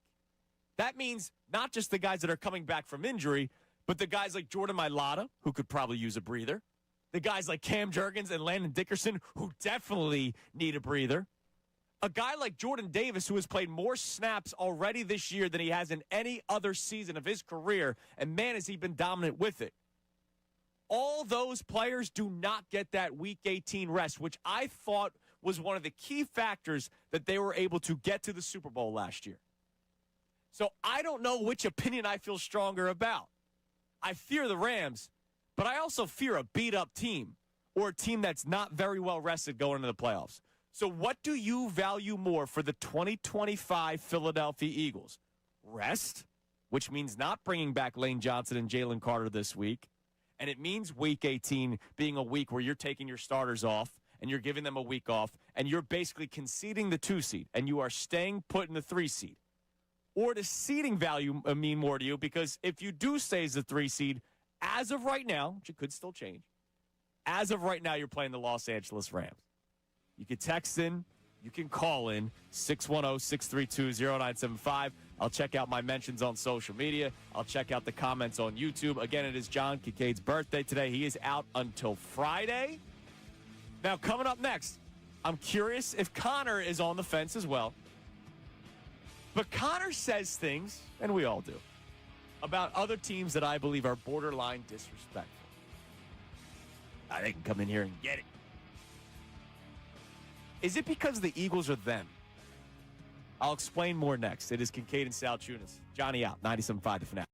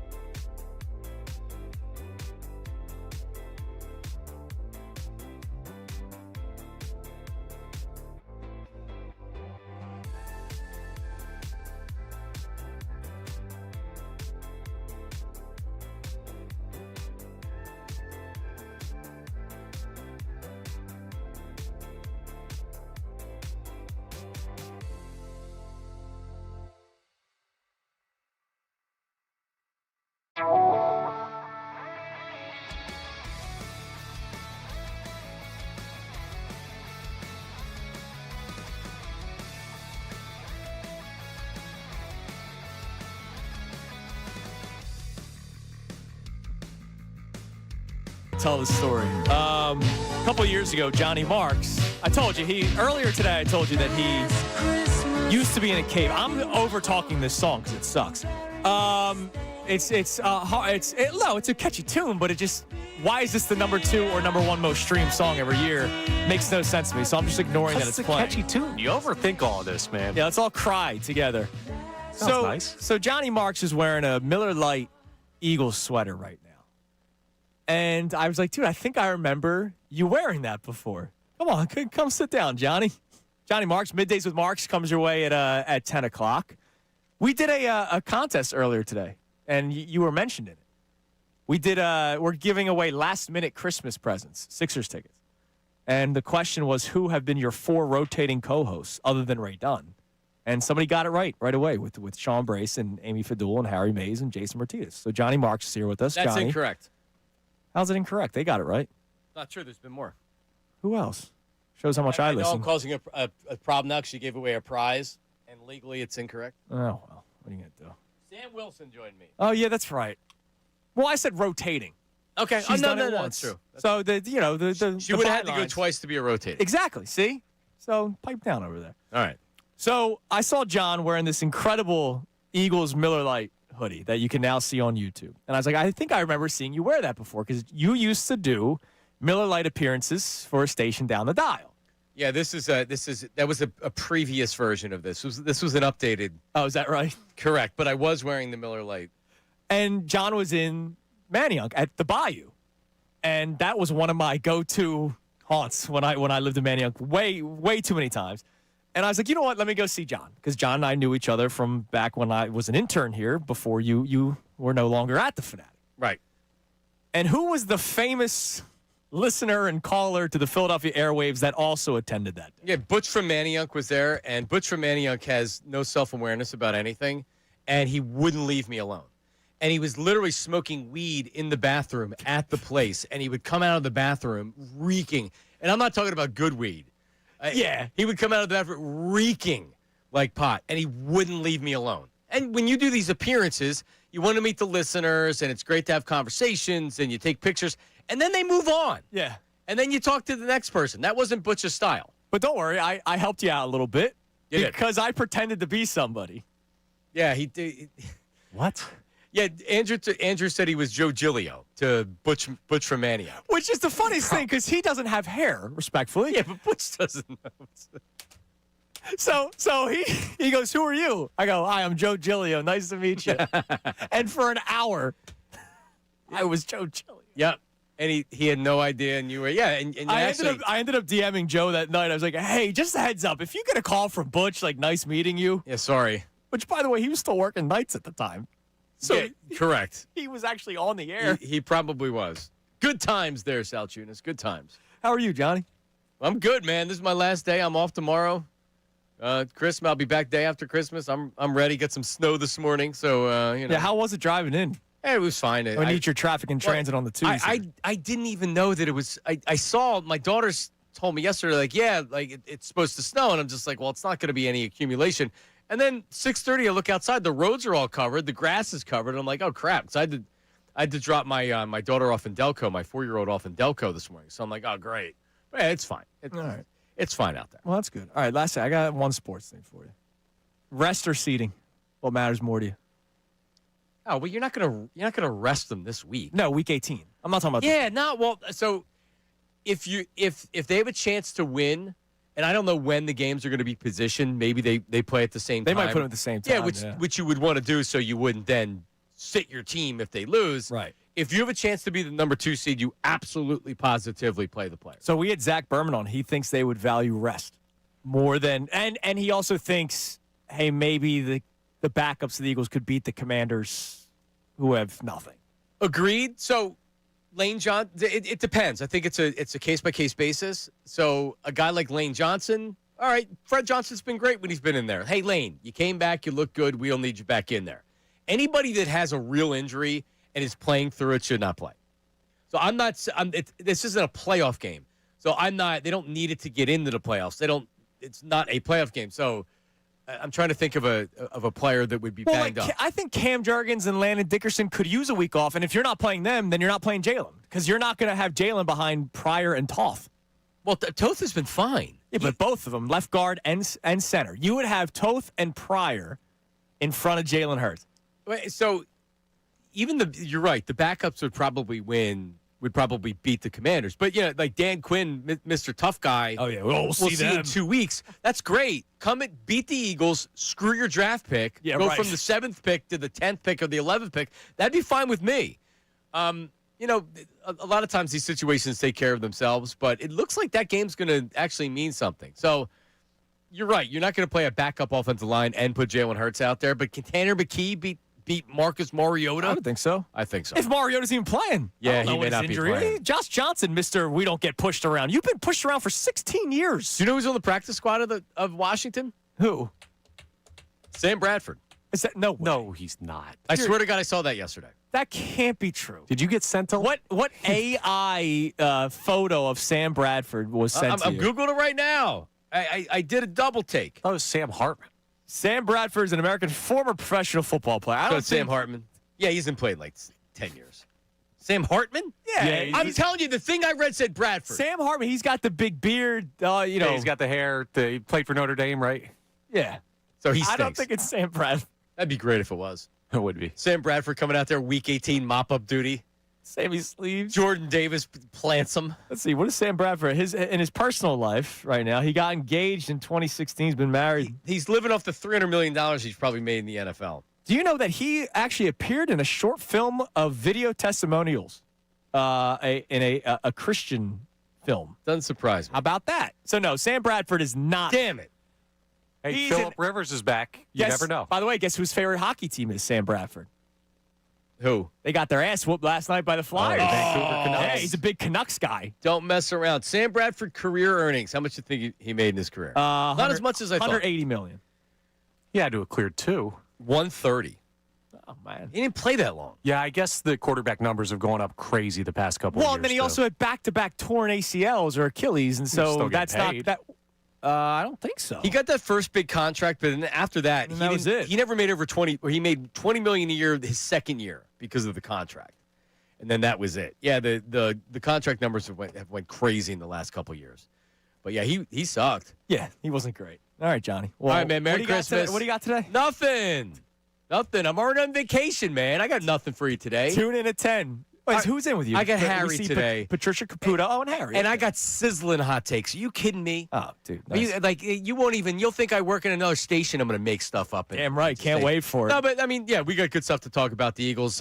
Jake Elliott. They're not going to cut Jake Elliott. They're not going to look for another kicker. Might cost them. Can Sean Brace try out like he did for the Soul that one year? I forgot about that. I thought about that. Why did he bring that up? He was on the show. Oh, that's right. I literally thought about it yesterday. Idiot. Yeah, he literally tried out for the Soul. I remember that video. It looked really good. All right. Merry Christmas. Merry Christmas, Johnny. Coming up next, I heard something driving in this morning. It was such a small comment. It was actually for a promo of a different show. But it made me actually talk to the radio like a lunatic. It is Kincade Salciunas, and also coming up at 9:40, your final chance to win a pair of Sixers tickets. This one you're actually going to have to work for. There will be a contest where you will fight. Kind of. 97.5 The Fanatic. All right, let's talk about your house. During the winter months, you and your family are spending a lot more time indoors, right? You're decorating for the holidays, baking, watching movies, and you're going to be sitting there because you watch Polar Express for the 12th time on the 12th day of Christmas. And you're looking around, you're going, there's some things that I could do around here instead of watching the Polar Express for a 13th time. Like touching up painted walls, cleaning your windows. But what about cracked bricks? That's not something that I could just take care of during the Polar Express. Maybe you have basement floor or concrete cracks, floor and wall gaps, bow basement walls, cracked chimneys, the one that Santa needs to come down. Take care of it. The experts from Groundworks are here to help. It may seem overwhelming to you, but rest assured, they are the experts in taking care of your foundation problems. I'm not fixing my chimney. All right? I take pride in some of the things, handiwork I can do. Chimney, I'm not messing with that one. Groundworks, though, they have certified field inspectors that can come out, explain what's happening to your floors, identify your permanent solution, and provide you with a no-pressure quote. So just check them out online, groundworks.com. They come on out for free. It's just the job itself you pay for. They give you the no-obligation quote for free. It's just the job itself you pay for. Groundworks, there's a reason why. They're the trusted local experts. Now on 97.5 The Fanatic Sports Update. Eagles back to work. I'm Connor Thomas, and the Birds have now turned their attention to the Buffalo Bills. Week 16 is in the books. Week 17 will be spent in upstate New York, taking on reigning MVP Josh Allen and those Bills. And Nick Sirianni met with the media yesterday, and he talked about, well, the kicking situation, which has been hot on everyone's minds. Is he replacing Jake Elliott? Like I said, a lot of confidence in Jake. Love the roster the way it is. I have a ton of confidence in him with Jake, and that he'll rebound from whatever setbacks that he has.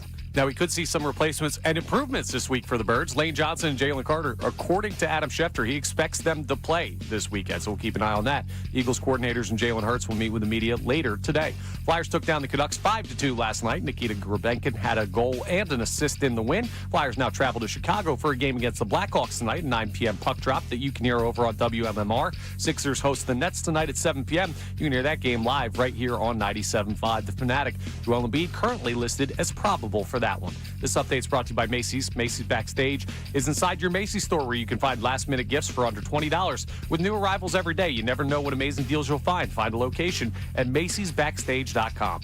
I'm Connor Thomas for the home of the Sixers, Flyers, and the best Birds coverage, 97.5 The Fanatic and 97.5TheFanatic.com.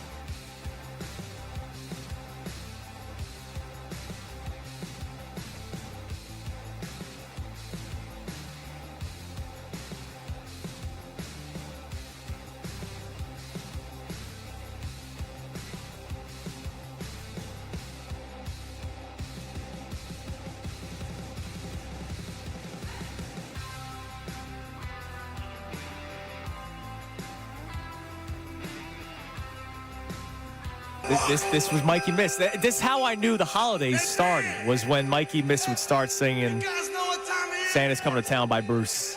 All right, it's 9:30 here on Kincade and Salciunas, 97.5 The Fanatic. Johnny the K out today. It's his birthday, so flood his mentions, tweet at him, Instagram him, whatever. Wish Johnny the K a happy birthday. Real quick, speaking of the holidays, a big gift that, I received when I was younger, and I imagine you did as well. If you could guess, I don't even know how you can guess, how many hours in your life you spent playing any of the following: Call of Duty 2, Call of Duty 4 Modern Warfare, which is when playing Xbox Live really blew up, Modern Warfare 2, which to me is the best of the series. That's the GOAT. Medal of Honor, which was earlier in life.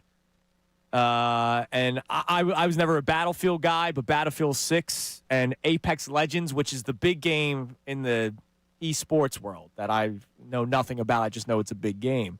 How many hours do you think you spent on the Call of Duty platform there? It'd be, I want to say in the thousands, but I'll go conservatively in the high hundreds.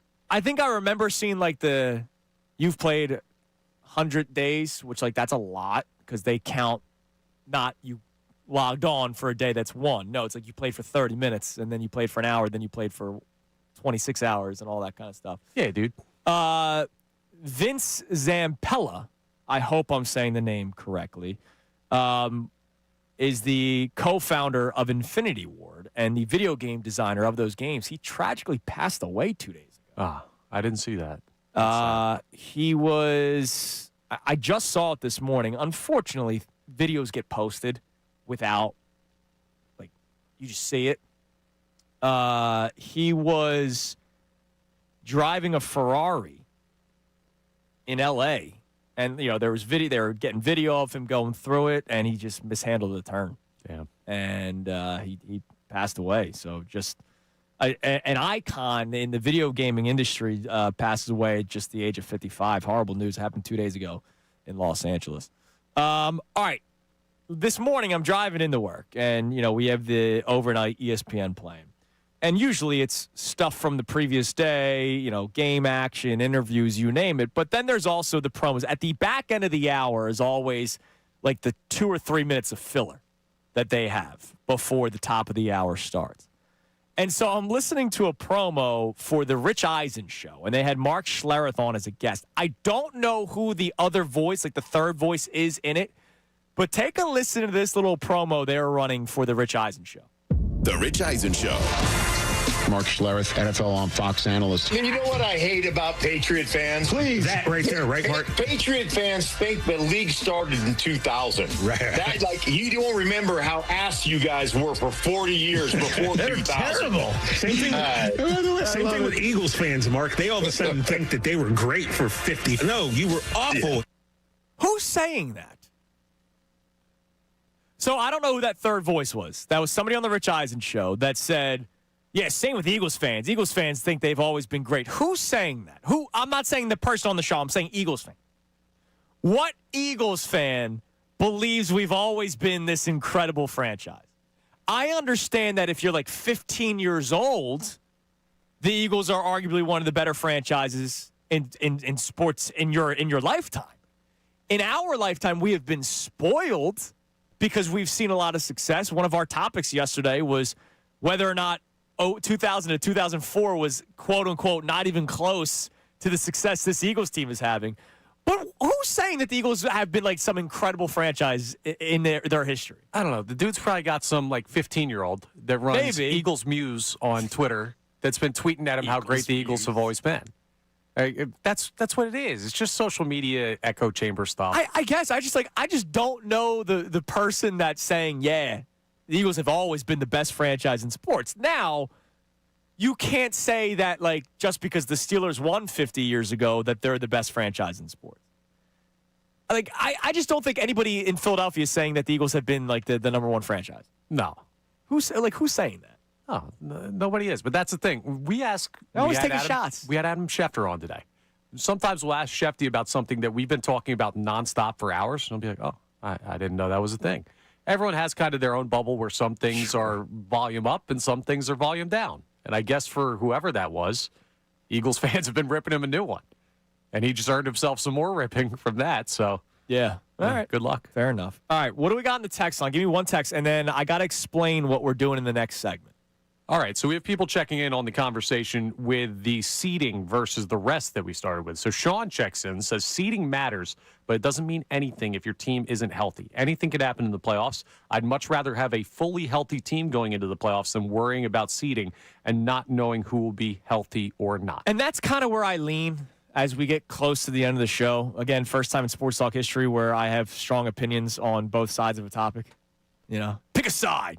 I mean, just say something. All right? I mean, you can't just pick two sides. Pick one. So, the Eagles, if the season ends today, are playing the Rams in the first round, which I don't like. Sure. But if the Eagles try to get the 2 seed, they don't have that week of rest, which I don't like.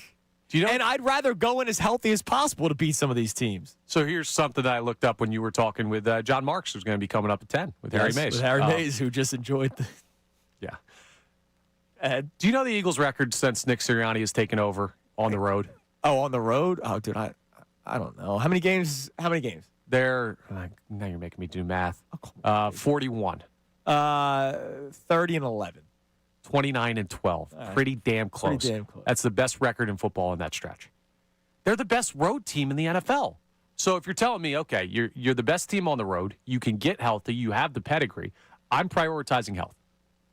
Seeding would be nice, but at the end of the day, I think a healthy Eagles team in any building has a better shot than an unhealthy Eagles team at home. Yeah, because, look, can I see the Eagles beating the Rams? I do. Absolutely. I can see them beating the Rams. They're not going to do it banged up, though. Oh, so get healthy. All see, right. You're on one side. There we go. It just took 3 hours and 36 minutes. All right. Coming up next, we're going to play Rapid Fire Christmas Carol. How long is it? 5-second clips? 5-second clips, yes. We have 5-second clips of Christmas songs. We're going to do a knockout edition. So I need the first 3 people at 610-632-0975. The first 3 people that call in, and I need to do it now, not during the commercial, not after the break. Right now, first 3 people, so you're going to have to hold on for a little bit, at 610-632-0975. The way we're going to do it, the first person that will go will listen to the 5-second clip. If they get it right, they move on. If they get it wrong and then the next person gets it right, first caller gets knocked out. So just like the basketball game of knockout, we're doing it with Christmas songs. So first 3 people now, 610-632-0975. And the winner will get our final last-minute Christmas present, pair of tickets, Sixers Wizards, for Wednesday, January 7th at the Xfinity Mobile Arena. Single-game tickets are on sale now at Sixers.com. First 3, 610-632-0975. It is Kincade and Salciunas. Johnny out today, 97.5 The Fanatic.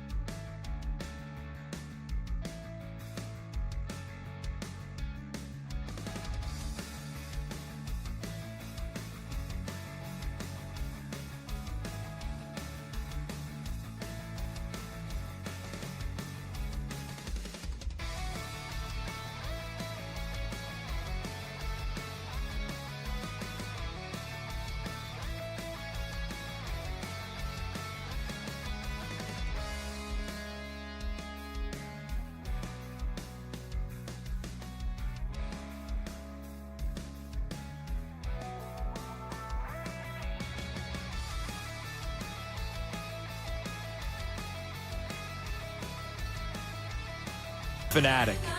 So we're going to play a little game here as we're doing last-second Christmas presents for everybody. Well, for your chance to win a last-second Christmas present. This last one, pair of tickets, Sixers, Wizards, Wednesday the 7th, January 7th. I think the Xfinity Mobile Arena single-game tickets are on sale now via Sixers.com. We have 3 contestants for rapid-fire Christmas carols, 5-second songs. We have Dan in Westchester, Stan in Drexel Hill, and Vinny in Virginia. So Dan is going to go first, then Stan, then Vinny. It is like knockout, the game of knockout in basketball. I'll explain it one more time. If Dan gets his song right, he moves on, then it's Stan's turn. If Dan gets it wrong, we will play the exact same song for Stan. If Stan gets it right, then Dan will get knocked out. Stan moves on. So just like that. So let's start with Dan in Westchester. Dan, good morning. What's going on, man? Not too much. All right, so are you ready? You can hear us loud and clear? Yeah. All right, Connor, go ahead. 5-second clip, rapid-fire Christmas carols for your chance to win a pair of Sixers Wizards tickets. Jingle Bell Rock. All right, that is correct. So we will put you on hold, and now we're going to go to Stan in Drexel Hill. So, Stan, what's up, brother? Happy holidays. What's up, man? Same to you guys. All right, Connor, song number 2.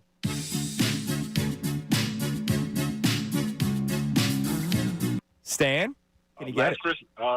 Last Christmas. That is correct. Good job. All right, so Stan's back on hold. Let's go to Vinny in Virginia. What's up, Vinny? Merry Christmas. Merry Christmas to you, too. All right, go ahead, Connor. What's song number 3? Where are you, Christmas? Why can't I find you? All right, Vinny, you got it? Where are you, Christmas? Yeah, that's simple enough. Way to go, Connor. Trying to trick him. What? There can't be tricks in this game? Why don't you play Rudolph the Red-Nosed Reindeer? Why don't you shut up? All right, let's go back to Dan. Hopefully we can get some of these wrong, with all due respect. All right, go ahead, Dan. You're up again. What do we got, Connor?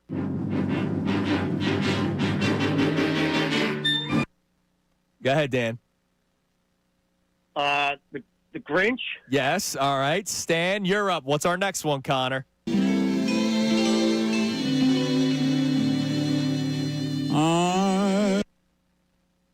Go ahead, Stan. Nope. I got nothing. You got nothing. All right. So here's what I'm going to do. I'm going to put you on hold. If Vinny gets if Vinny gets it right, Stan's knocked out. So Vinny, go ahead. I'm dreaming of a white Christmas. No, that is incorrect. So if Dan gets it right, Dan will automatically win. Dan, do you know that Christmas song? Yeah, play it one more time, Connor.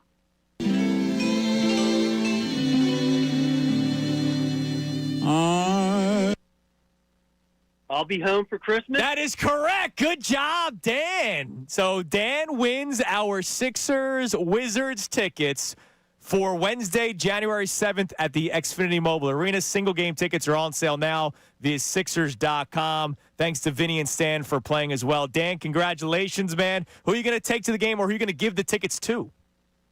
I'm going to take my wife. All right, awesome. And you can tell her on Christmas Day that you won these or that you bought the tickets. Say that. All right. I think I might be sending her a text right now. This is pretty exciting. I thank you. Do you think you can wait 2 days and say, honey, I thought of you and I bought these tickets? I will give you permission to say you bought them. That's a good point. All right, there you go. You know, husband of the year. All right, Dan, we'll put you on hold. You got to say you bought them. I'm giving him permission to say that he bought the tickets. No. It might be more impressive. Hey, check out the chops on me. I won them. I went up against 2 other guys fighting tooth and nail to try and make Christmas for other people who are not as lucky as you are to have me as your husband. That's true. You got to be able to sell it. All right, fair enough. All right, give me a text on sports, because then you and I are going to do a quick Christmas Carol draft, 7-on-7. All right. This texter says, why would you not play for the 2 seed? Don't you want a guaranteed home game in the divisional round? That seems much more important to me. Okay. Yes, it is nice to have a guaranteed home game in the first 2 rounds. And look at what happened last year. The 1 seed got knocked off. And would anybody be surprised if Seattle, if they finish as the 1 seed, gets knocked off? I don't think people would be surprised, which means you could host the NFC Championship game. You have to get there first. And to me, your offense has been a problem all season long because your offensive line has not been right. Jordan Mailata has straight up said that he has not felt like himself this year. Now, he said that weeks ago, but tell me the player that gets healthier as the football season goes on. They don't. Landon Dickerson and Cam Jurgens, we could see with our own eyes, guys. They are banged up. All right? And Lane Johnson's coming back from a Liz Frank injury. If I could get those guys somewhat healthier, I would rather the 3 seed than the 2 seed. Because if my offensive line is somewhat healthier, then my ground game might get going. We have talked about for 25 years that this team wins up front, both on offense and defense. And if this offensive line is not the offensive line that we know of, that we celebrate, that we consider a top 5 offensive line, they're not going to win a damn thing. So that's why. It's not like, forget who they're playing. I know right now, I don't want to play the Rams, but right now they play the Rams with the 3 seed. Forget who they're playing. It goes back to last year. A lot of you out there were angry with me for not wanting to chase a record. Are we still talking about Saquon Barkley's record season, or are we talking about Super Bowl champions? Super Bowl champs is the last thing I remember talking about. Exactly. But a lot of people at the time were, well, what if we don't win the Super Bowl? At least we have the record. That would have meant nothing to me. Not winning the Super Bowl, I wouldn't care about the record. Yeah, screw the record. Like, to me, the Super Bowl would have meant more, and it did mean more, and we know that it meant, we now know, we can say it. If it's 2 seed, 3 seed, I don't care. If they're healthier, they have a better chance of winning. Mopar checks in our YouTube chat saying Andrew supports lying to the wife. If it benefits everybody sometimes, yeah. White lies are never a bad thing. I'm not saying, go have a side piece. I'm saying, hey, I bought you this. Hey, as long as it works out, as long as she's happy. I'm just saying, the white lies are okay. All right? Yeah, like I believe in the Eagles offense. Are you an open book with your spouse? I'm getting in a lot of trouble, dude. Trust me. All right. We're going to do a draft here. I don't even know how we're going to pick who wins. YouTube, it's up to YouTube. I said you could have the first overall pick for a Christmas Carol draft. We're going to do 7 on 7s. So go ahead. Who you got number 1? Give me the queen. What, Mariah? All I want for Christmas is you.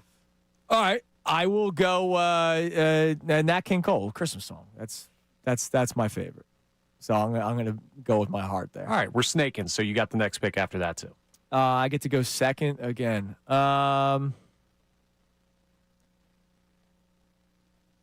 Give me the Frank Sinatra version of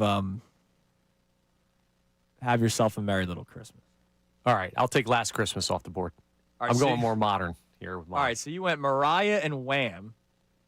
And then I will go with the Luther Vandross Have Yourself a Merry Little Christmas that we played earlier.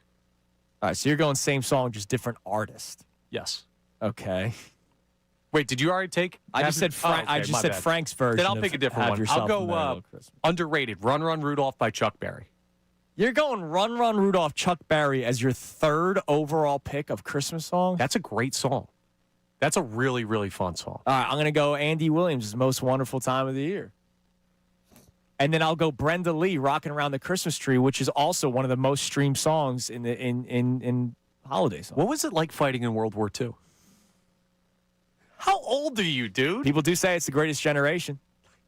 You're not a part of it, just the music. All right, so then I get 2 more. Let's go ahead and take 12 Days of Christmas and Blue Christmas by Elvis. 12 Days of Christmas is a classic one. You can't leave that off. Your team stinks. I will go, how about this? I'll go modern. I'll go Ariana Grande, Santa Tell Me. I don't even know what that song is. You don't know what song that is? Nah. Oh, I think it's a great one. Okay. How many picks do I have left? You have 1, then I have 2, and then you have the last. All right, I got to go with my man Bublé. Bublé, it's beginning to look a lot like Christmas. Yeah, that was one that I definitely had written down. We're going to go international. Because you went 12 Days of Christmas. We're going to go international. That's not even a good song. It's a poem. I'm going to take both Feliz Navidad and Dominic the Donkey. Oh, God, your team sucks. More appeal.